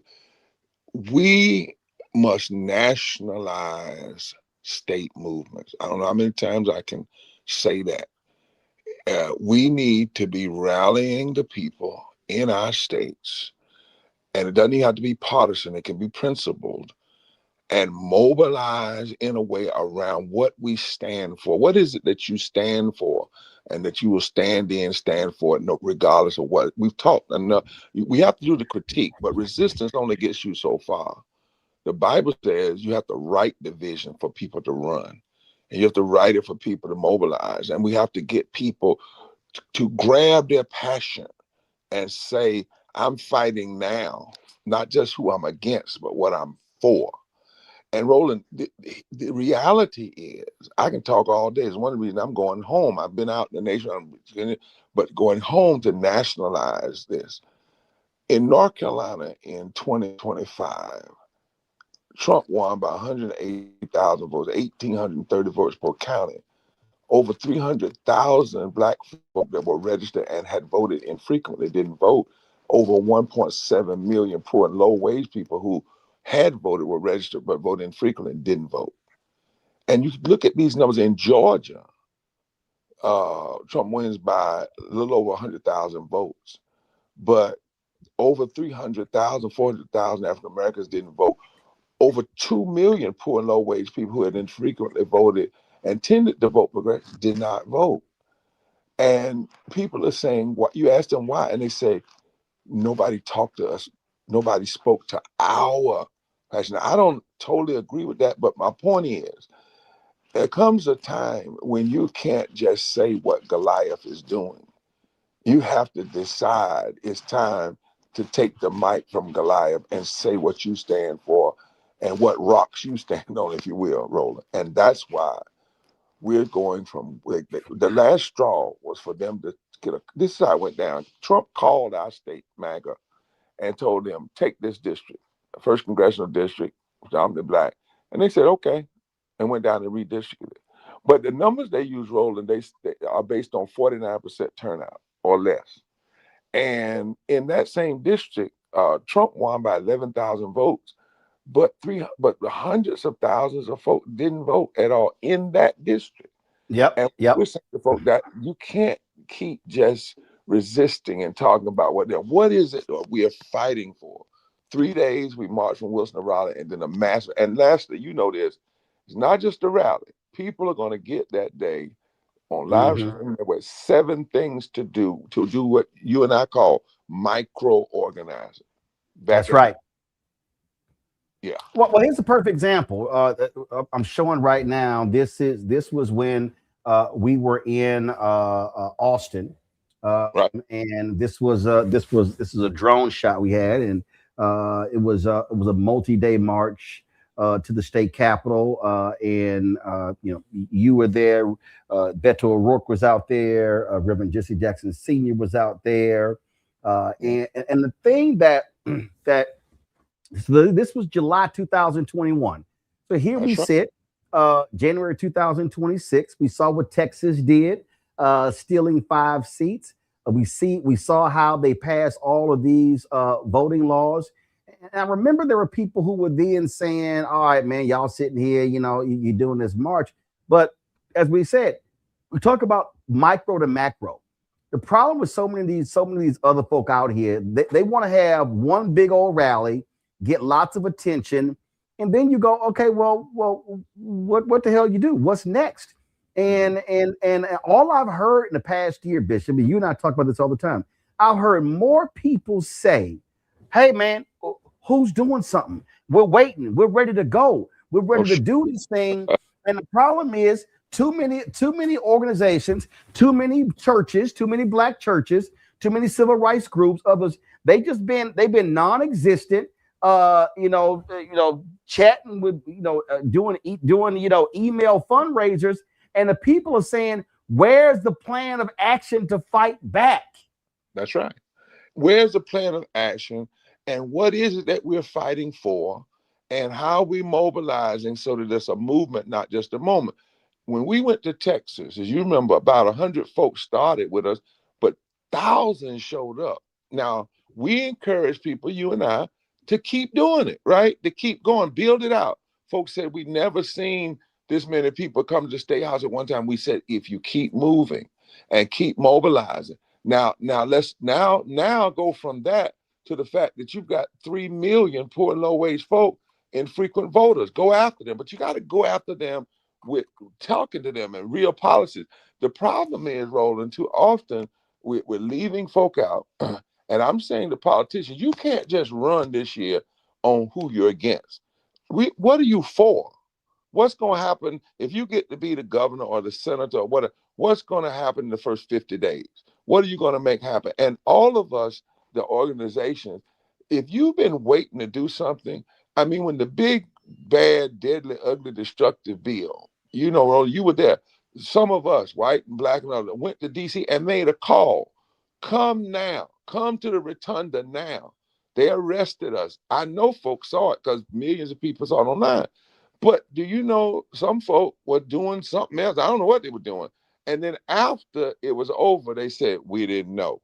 Now, there's a certain part in which you can't claim ignorance, But let's just say folk didn't. Okay, here we are now, 22 million people. 20 million people are losing health care. That's who you got to organize. That's the power. People are losing food stamps. That's who we must mobilize. So our effort, and I'm saying, Roland, every state ought to have this. And preachers, hear me. You ought to do this in your state. You ought to get thousands and thousands of people, have a massive group, but not just for a day.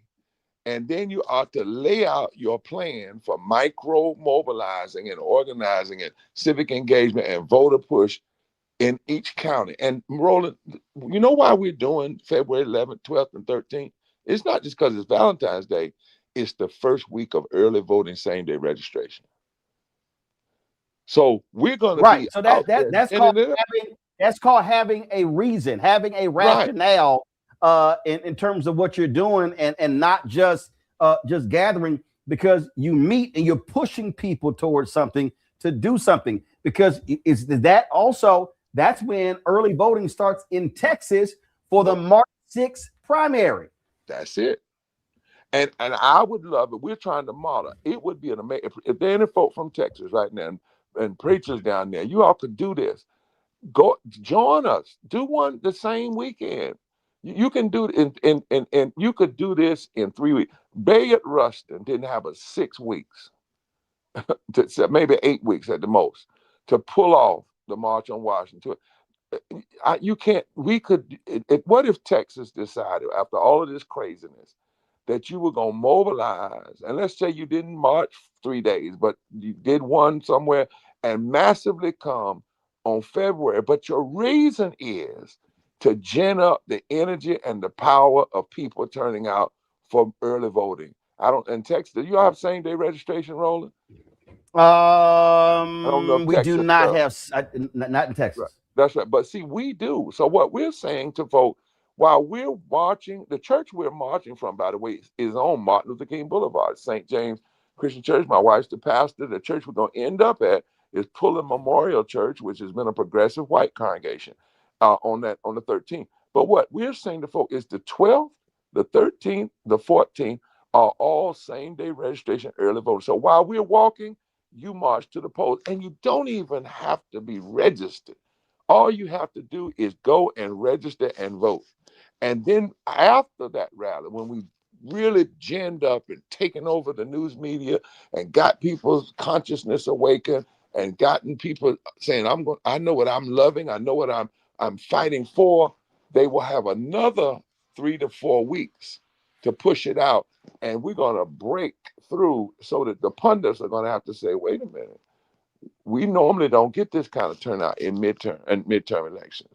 And that's when we start making a difference, when we start upsetting these calculations.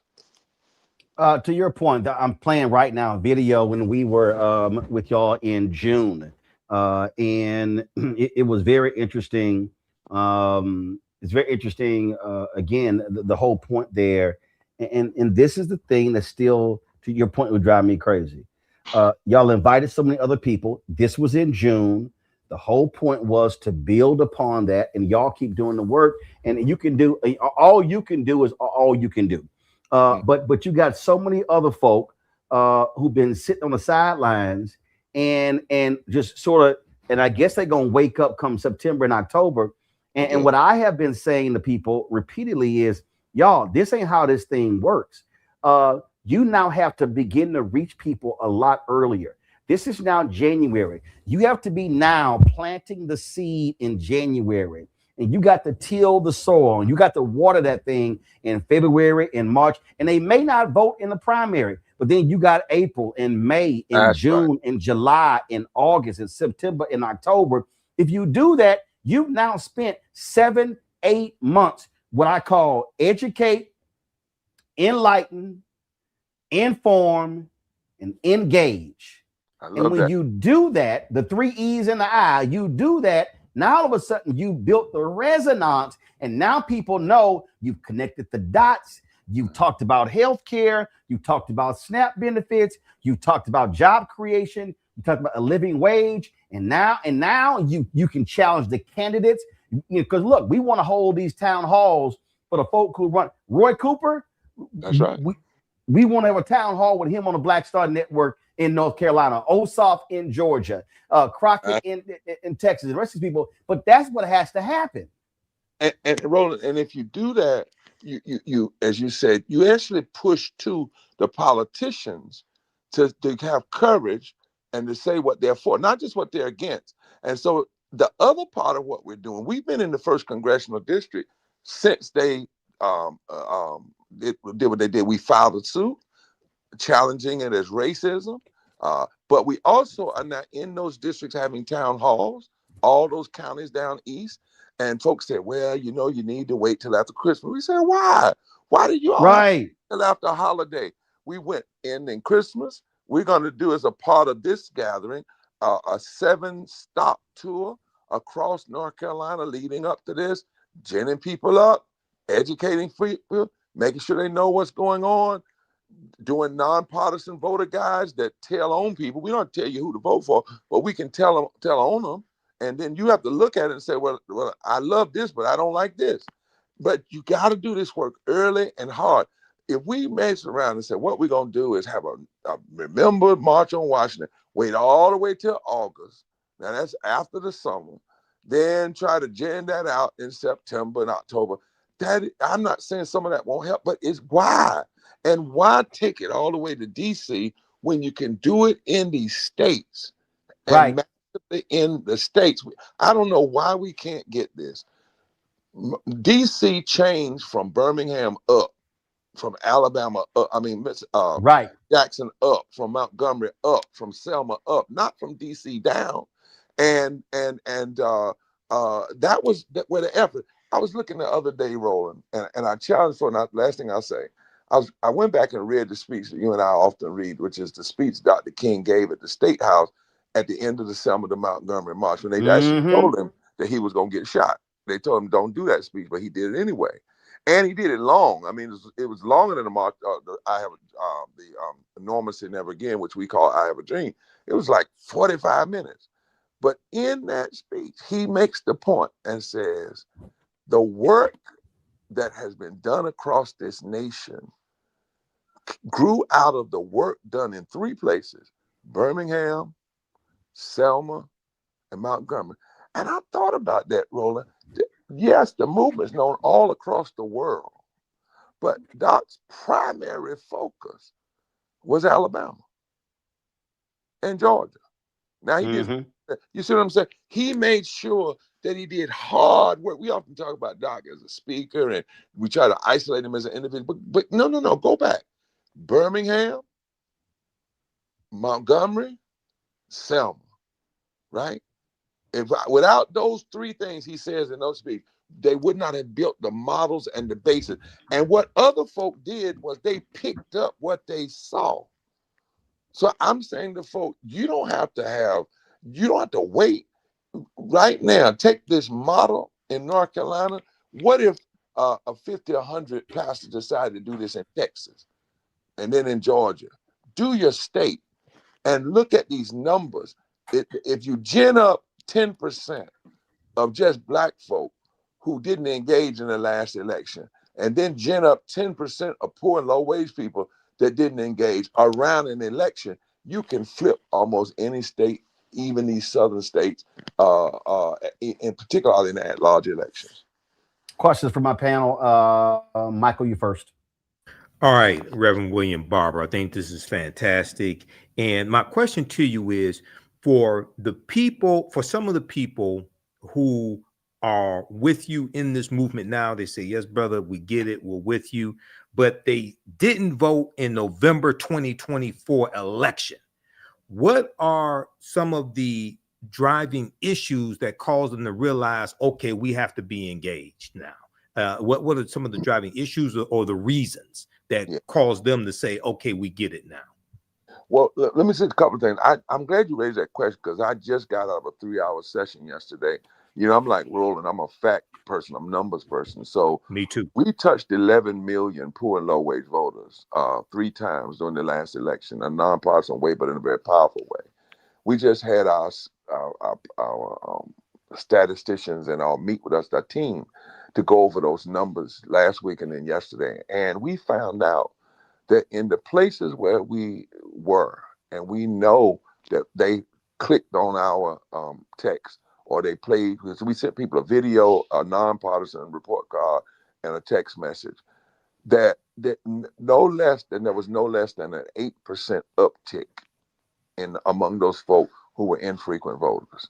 Now, part of the issue is, if we'd had more resources, we could have done it more, because the extremists are hitting their people 12 times. Right. See, there's been that we too often, and the voters we were going after, a lot of people, so-called progressive folk, they ignore them. That's one of the reasons people don't vote. We did a study and they said nobody talks to us. So you can reach them. Now, to your point though, we are in a moment now where people have been hit.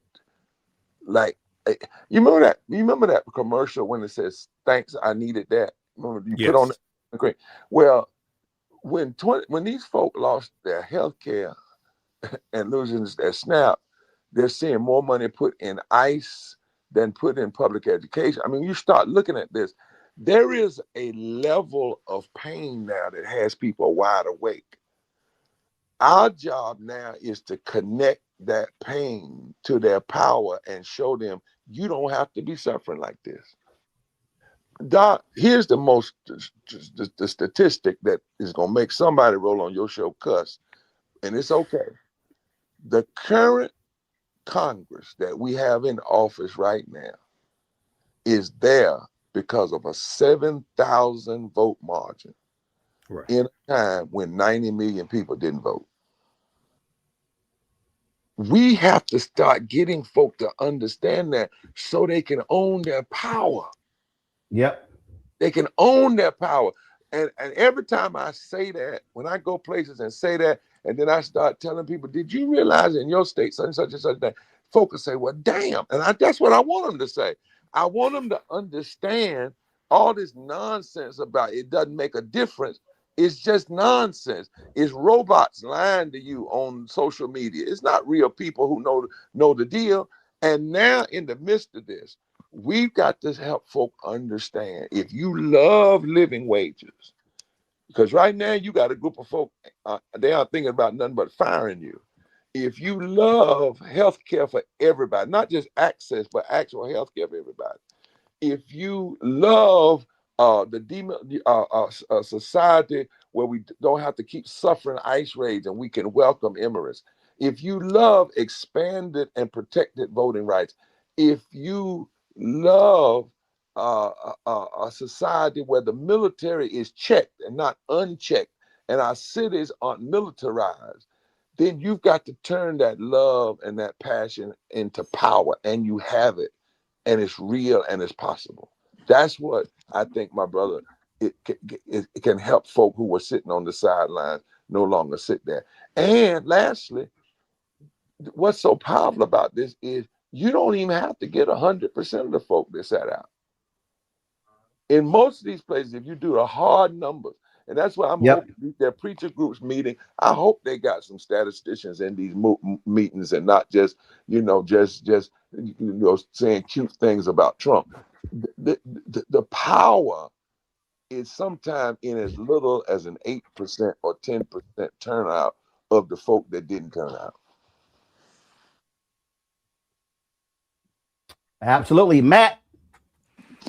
Reverend Dr. Barber, my question for you is kind of a cousin of Michael's, and it's how much do you think there's going to be an influx, particularly of white voters who sat on the sideline, maybe who were Trump adjacent or Trump, I don't know, favorable, who didn't participate, who may now be spurred into participation because of economic issues, law enforcement issues? What is your thought on that and how that might affect either the midterms or just the ability to galvanize people actually getting out?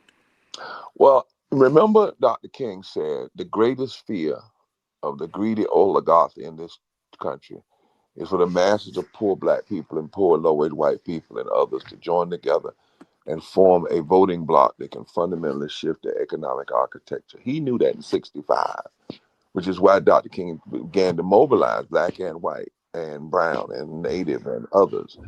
The reality is, I'm gonna give you a stat that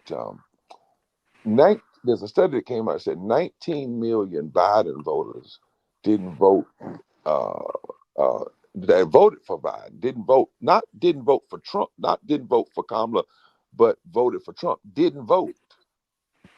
But when they asked them, the number one reason they didn't vote was there was not a clear mentioning of how poor and low wage people would be addressed, particularly on the issue of living wages and health care. Now, that's a study that just recently came out. We found out in another study that Trump only got 51% of poor and low wage voters. That means $50,000 a year in a family of four, regardless of their white, only 51%. But that was the first time he or any other Republican got 51% of that population. But we also know that we did not see a clear pitch, particularly to folk, whether they be white people in East Kentucky or black people in the Delta, with an economic message and a message that connects racism and economics. So my point is, I think that we're in a time when a lot of folk who did not vote, as you heard me say, in 2024, 1.7 million poor and low-wage people in North Carolina didn't vote. That's black, white, whatnot. But now we've got 300,000 people who've lost their Medicaid and 300,000 who've lost their food stamp, those SNAP. If you connect that pain to this moment and people understand it, I think you're going to see a large number of folks. And the challenge for us in this moment, though, and I'll be very honest with you, is wherever we're meeting, I'm asking people to do a thorough look at the outcome from the last election. We also have to look at the fact that somewhere almost near 20% of black males voted for Trump. Yeah. That black vote went down in Georgia among women. We got to be honest about that too. So what we got to look at is how do we build this team that Martin knew was the very thing the oligarchs feared, and particularly how do we as black folk help build that? We don't build it with everybody, but if we build it with the right folk, we can fundamentally break through the Southern strategy. And lastly, remember what the Southern strategy said. It said we must make sure that blacks and whites never find themselves united in election. We must foster division at every turn. And in a book called A Time of Illusion, they said we might create a Frankenstein. If we do, we will lie. But in the meantime, positive polarization is the way we win. Now, if that's their strategy and has been for the last 50 years, then our strategy has to be the opposite. Thank you. Candace. Reverend Dr. Barber, in terms of where the people are to go and meet them and let them know the issues, to let them know the dates, where would you say those places are? Is it the church? Is it going door to door? Are there other ways that you are finding that the people that need to get to the polls can be reached? What are those doors that you might be opening that might be new, that folks might not think of in terms of how to get folks who haven't voted out to the box? Well, thank you so much for that question. If I might, as they say, take a scripture. When after the day of Pentecost, the people were told that this is how you organize people. You start in Jerusalem, you go to Judea, you go to Samaria, and then you go to the uttermost parts of the world. So let's just say I'm a church and we've got folk that's ready to go out and mobilize. First thing you do is make sure everybody in your church is mobilized. Don't let them folk lie to you. Don't think just because you got 20,000 folks sitting up on Sunday morning that they actually turn it out. You need to have a mobilization team right inside the congregation, right? Number one. Number two, draw a 5-mile circle around your church, that building where it sits, and make that your next target. And inside of that target, go to the communities closest to your church that represent poor and low wage voters, because the greatest potential for expanding the vote is among the 80 million poor and low wage voters. In the last couple of elections, 30 million of them didn't vote. And you heard me say the number one reason is no one talks to them. Number two, make sure you understand that you can't just preach a sermon on this. It has to be strategic. And then you must take the church into the street. I don't believe in just like preaching in the pulpit. Wherever there's places in the hood, places in communities. And remember, when I say poor and low wage and low wealth, I'm not talking about somebody just, $20,000 a year in a family. From $50,000 in a family for down is where we've got them. 50,000 down. So wherever those pockets are, and if you're mobilizing, in other words, we also have to mobilize from the Delta to Appalachia, from the Delta to Appalachia. I'll tell you a quick story and I'll stop. When Bashir won in Kentucky, y'all know the new guy, we were mobilizing in Kentucky, in Louisville, and in Hazard County. Now, you know the Dukes of Hazzard, right? Yes. Folks said, Barber, you are crazy. They're going to get you out there in Hazard.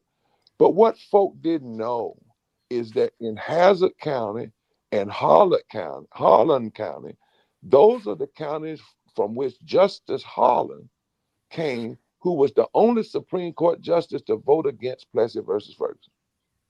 They didn't realize that Harlan County and Hazard County are the counties where the song "Which Side Are You On" was written by a white woman who challenged the coal bosses and the government people who were dropping bombs on top of the miners, black and white miners, who were working together in those coal mines. So we went out there and we mobilized and we showed people how they were being fooled and bamboozled, and we challenged anybody who was running to come out there. We didn't endorse a candidate. When we left, Bashir heard the challenge and started changing his schedule. And he didn't just go to Lexington and Louisville. He started going out, not sending somebody, but going out to those counties. And we kept mobilized. Do you know that 4 of those 6 counties flipped in Kentucky? And he unseated an incumbent Republican governor in Kentucky. And the night that he won, he paid homage to what he had learned in the movement. He said, I found out this in running this time that some issues aren't black versus white, they are right versus wrong. Some issues aren't Republican versus Democrat, they are right versus wrong. Some issues are not partisan, they are moral. And he committed to felony reenfranchisement. He committed to restore health care, because he found out a lot of those folk in Eastern Kentucky lost their health care, right? It wasn't just black folk. He found out, but he also found out that raising wages and union, and guess what? He's won a second term. My point is, this can happen, but we have to, as you said, the way you do it is you've got to do a race and an economic mapping of your community. And that's where you go. And the target, when we talk about poor and low wage, is again, $50,000 and below in a family of 4. That's what we call poor and low wage. Thank you. And you can't do that unless you actually take the time and understand the data. You got to pull the data to understand what's going on. You can't just have these verbal conversations, anecdotal and stuff along those lines. And you got to, we talked about micro.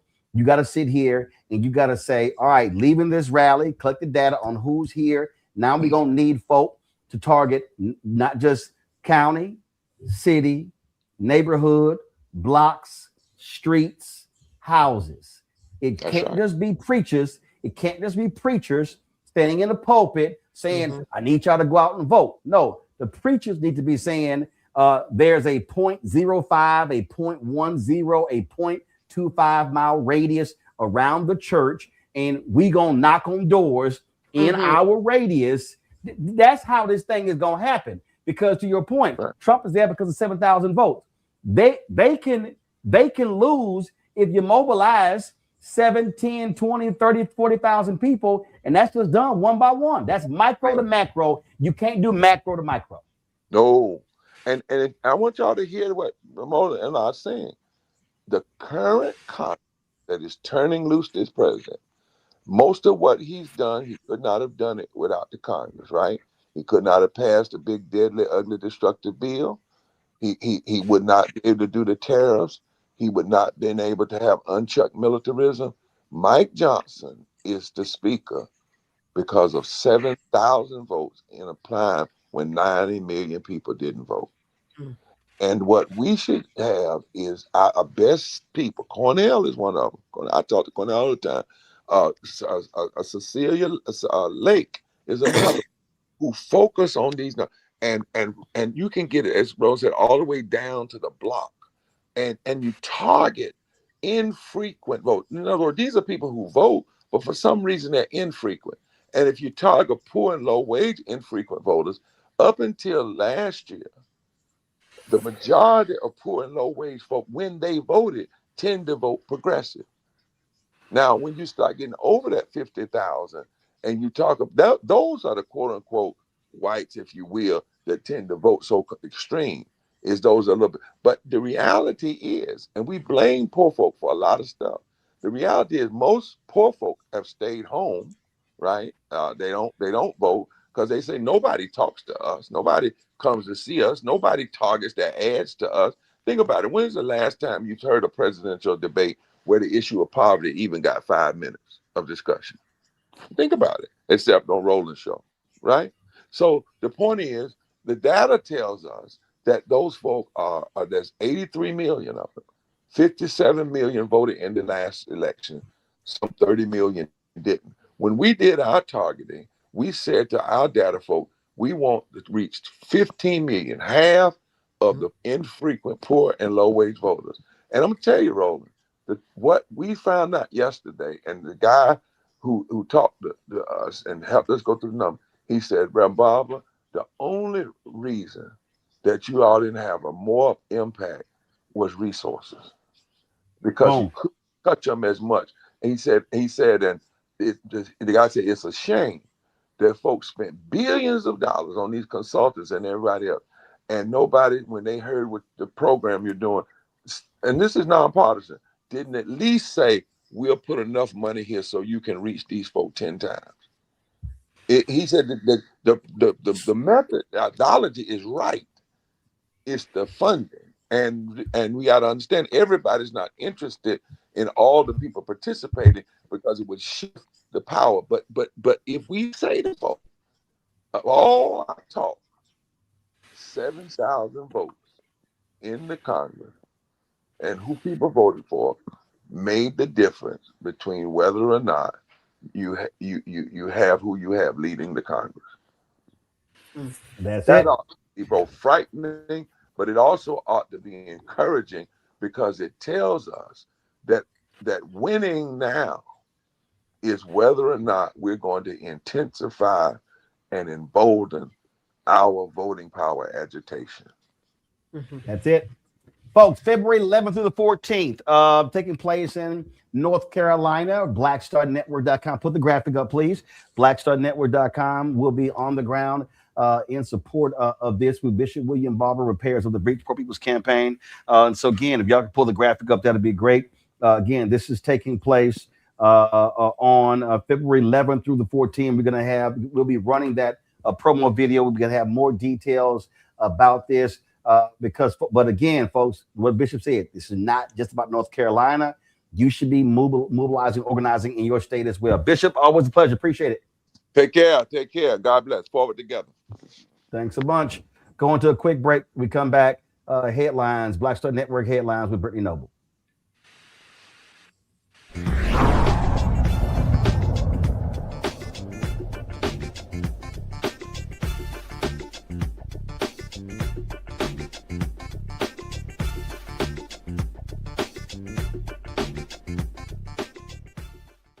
If in this country right now, you have people get up in the morning and the only thing they can think about is how many people they can hurt, and they got the power, that's the time for mourning.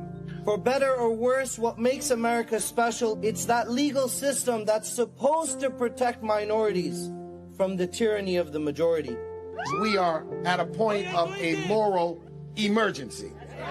We must raise a voice of outrage. We must raise a voice of compassion. And we must raise a voice of unity.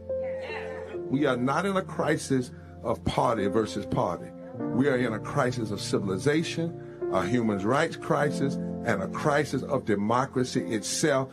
And guess what? You've been chosen to make sure that those that would destroy, those that would hate, don't have the final say, and they don't ultimately win.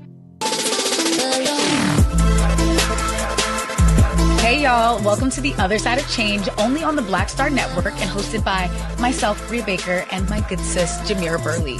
We are just two millennial women tackling everything at the intersection of politics, gender, and pop culture. And we don't just settle for commentary. This is about solution-driven dialogue to get us to the world as it could be and not just as it is. Watch us on the Black Star Network, so tune in to The Other Side of Change.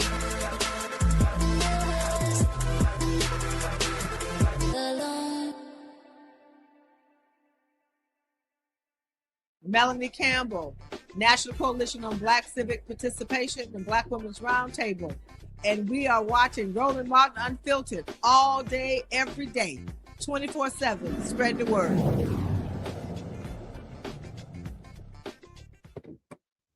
Folks, time for Black Star Network headlines with Brittany Noble.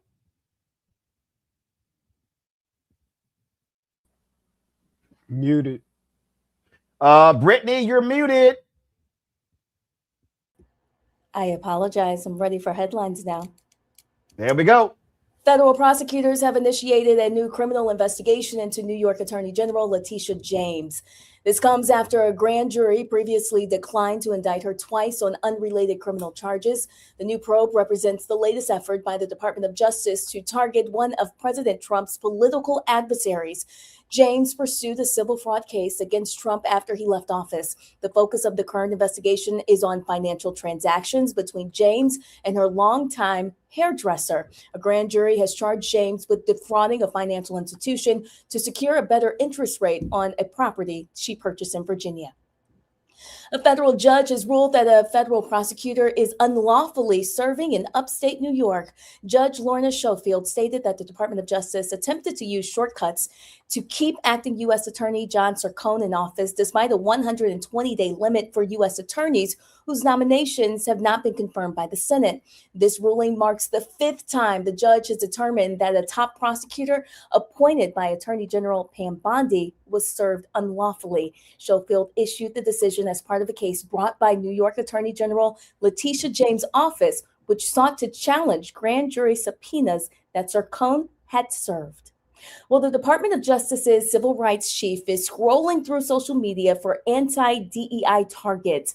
Hermet Dillon is reportedly using personal social media activity to identify people or entities who express anti-DEI views, potentially as a basis for investigation or legal action. Career attorneys in the DOJ Civil Rights Division typically rely on formal complaints and meticulous evidence vetting to pursue cases. Using social media as a primary source for identifying targets hinges on the First Amendment's protection of free speech and is seen as an unconventional, potentially biased method. Well, a federal judge has dismissed the police reform agreement in Louisville that was related to Breonna Taylor's case. The proposed agreement for police reform, which aimed to establish federal oversight, is coming to an end after several years of effort. This proposal was initiated following the 2020 killing of Breonna Taylor, who was shot by police while she was sleeping in her bed. The judge ruled that the court-enforced settlement could not proceed after the Department of Justice withdrew its support earlier this year. The judge stated that the responsibility for ensuring that the Louisville police comply with the federal law should rest with the city's elected representatives. And Indiana University has canceled the 57th annual Martin Luther King Jr. dinner in Indianapolis, citing budget constraints. The Black Student Union has received formal notification that the event will not take place at the end of the fall semester due to insufficient funding. This decision has frustrated the Black Student Union, which believes it reflects deeper issues and a lack of representation of Black voices in the university's decision-making process. They also suggest that the current political climate may be influencing this decision, claiming that the university is using budgetary excuses to undermine Black traditions under vague justifications. And a North Carolina town is addressing a historic injustice by returning land to the Cherokee Indians. The town of Franklin voted unanimously to return the Naquazi Mound to the Eastern Band of Cherokee Indians. This decision is significant because the mound is the largest unexcavated mound in the Southeast and holds profound spiritual importance for the Cherokee people. The site has been previously owned for about 200 years and was part of a Cherokee mother town before the founding of the United States. The City Council's decision reflects the tribe's commitment to reclaiming ancestral territory and preserving cultural heritage. The next steps will involve the Tribal Council agreeing to take control of the land, initiating the legal process to transfer the title, and ensuring that the site is managed responsibly by the tribe. Roland? All right, Brittany, we appreciate it. All right, Michael, Candace, as well as Matt. My goodness, there were a couple of congressional hearings this week that were pretty wild. And we showed you Congresswoman Jasmine Crockett and some others, but whoo, man, did Congresswoman Summer Lee of Pennsylvania get into it with James Comer? Watch this.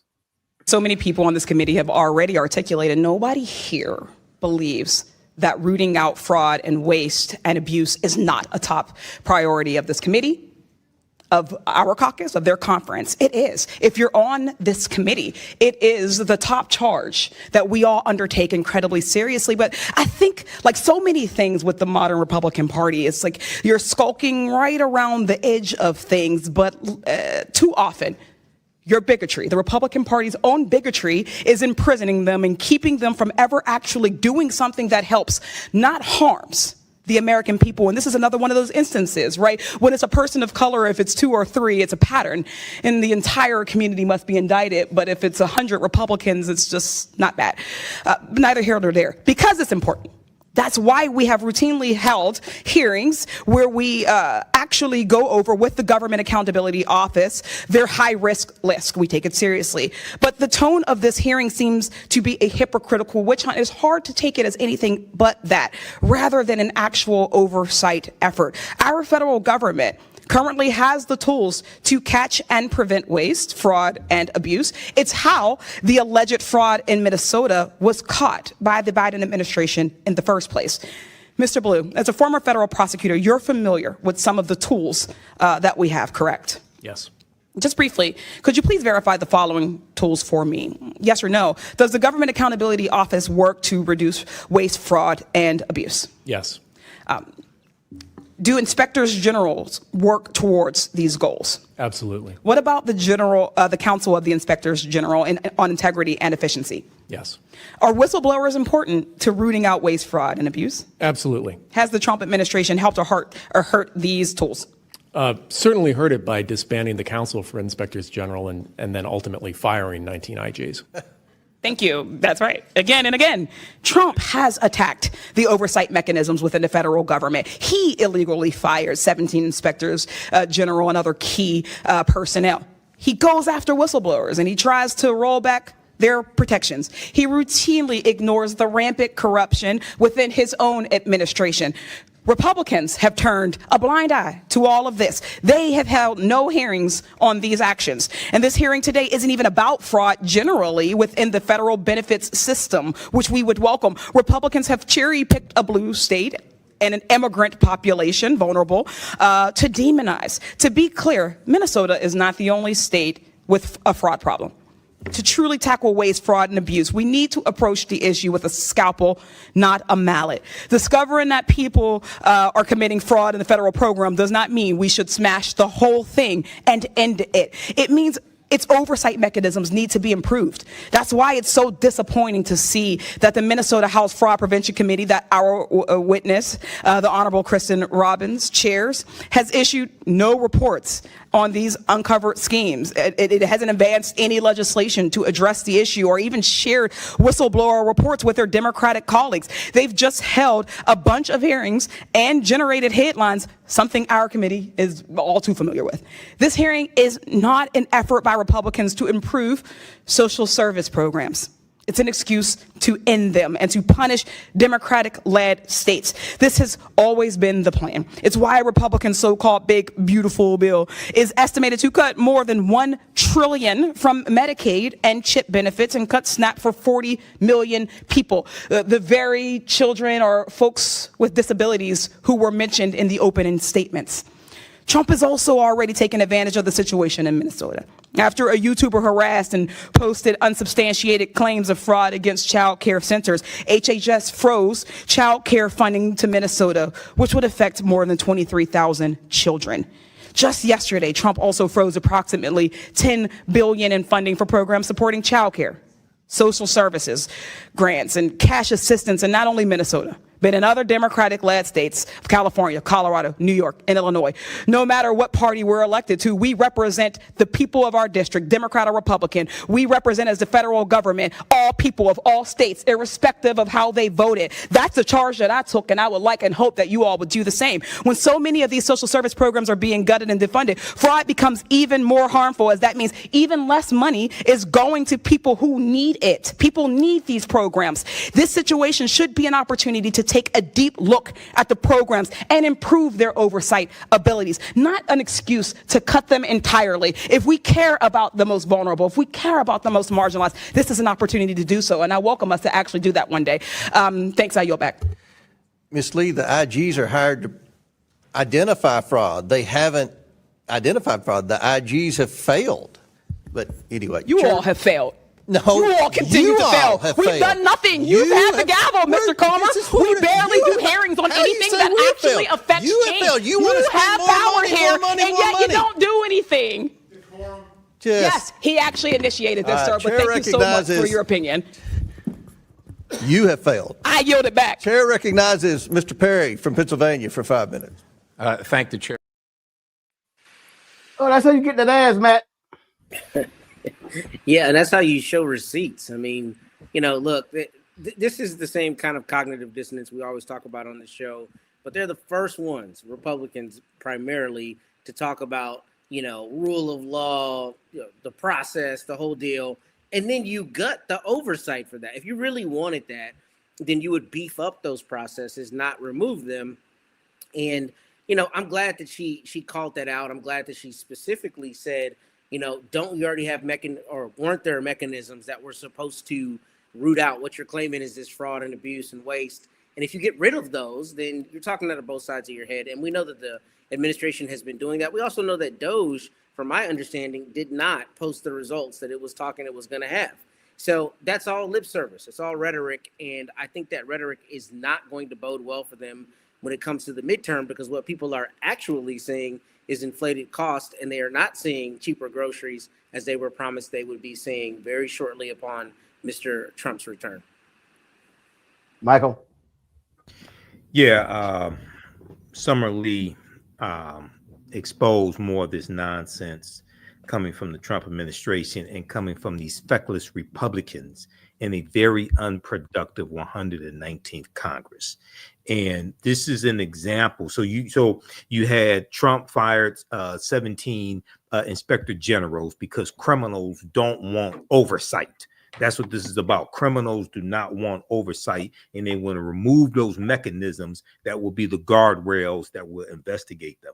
And it's also important to note that the prosecution of Somalis, like in Minnesota, when it came to the COVID-19 fraud and things like this, that began in 2022 under the Biden-Harris administration, under the Biden-Harris Department of Justice. Okay, so Comer doesn't want to mention that for some reason either. But this is the result of 7,000 votes, as Reverend William Barber said. The reason why Republicans are in control of all these committees, the reason why they're in control of the House of Representatives, is because of 7,000 votes, and out of however many million who voted in 2024. So this is what we have to change in 2026. These are consequential elections. Oh, they are indeed are. And so we'll see exactly how people want to operate when it comes to this. Gentlemen, we appreciate it. Thanks a lot. Matt, Michael, thank you so much. Oh, yes. By the way, Matt, I was waiting for you to congratulate Texas A&M winning the NCAA volleyball championship. I know, I think your parents' school, not yours, because you went to Howard. I think they lost in the semis at home. And so I didn't get to play us, but those things happen. So I just want to give you that shout out. Congrats on at least making it to the semifinals. Semifinals. No, I'm sorry. I'm sorry. You didn't make. Hold on, wait. I'm sorry. Hold on. I just messed up. Hold on. Let me factually correct myself. Y'all didn't make it to semifinals. You lost in the. You lost in the eight. We made it to the semis and won the national title. It's all good. You never should have done this. Didn't you? But that's nice. Congratulations on a decent season. But the best team in the SEC, as well as the national champions, or Yeah, Texas okay. A&M. All So right, all way right, to go. all So right, all right. Hey, Pull up the Roland. so graphic. we'll Pull up the we'll graphic. move What was on. that We'll Texas move on to A&M score? basketball next. Michael, go What was ahead. that Texas And A&M before we score? leave, I got to give a shout out to my brothers of Phi Beta Sigma Fraternity Incorporated. Happy Why? 112 Founders Day as well. Since you mentioned Howard University, founded January 9th, 1914. So we got to give a shout out to them, Blue Phi Go Mob, and shout out to my frat brother there in your control room, Terrell, as well. When is y'all Founders Day? January 9th, today. Oh, okay. You know it, Roland. Stop. No, playing. literally, I do not. You know literally, it. It's I do all not. over your Literally. timeline. You know it. Actually, you it's know not. it. I don't think there's absolutely nothing on my timeline about Phi Beta Sigma. You know it's Like, all over your like timeline. nothing. I have not seen jack on my timeline about Phi Beta Sigma. I mean, well, like, I know you're like, older than me. I think it's time for you to go get your eyes checked again. Like not now social media. And I'm on 12 social media. I ain't seen nothing on Instagram, fan base, TikTok, It's all Snapchat, over. Twitter, Facebook, YouTube, It's all over. Yeah. Stoppable, Spiel, LinkedIn. I'm on Facebook and Instagram. So it's that's all over cute. the place. That's 1.1 million on Facebook. The African History cute. Network is all over. Okay. You know, you That's may want cool. to get your eyes checked again, Roland. That's cute on y'all nice little day. But yeah, that's cute. That's cute. So congratulations on your cute day. All right. That is Thanks. Happy New Year. That is it for us. Y'all know the only thing that matters is December 4th, 1906. The rest of these people, whatever. All right, Matt, Michael, Candace, I thank y'all. Thank you so very much. All right, y'all, that's it for us.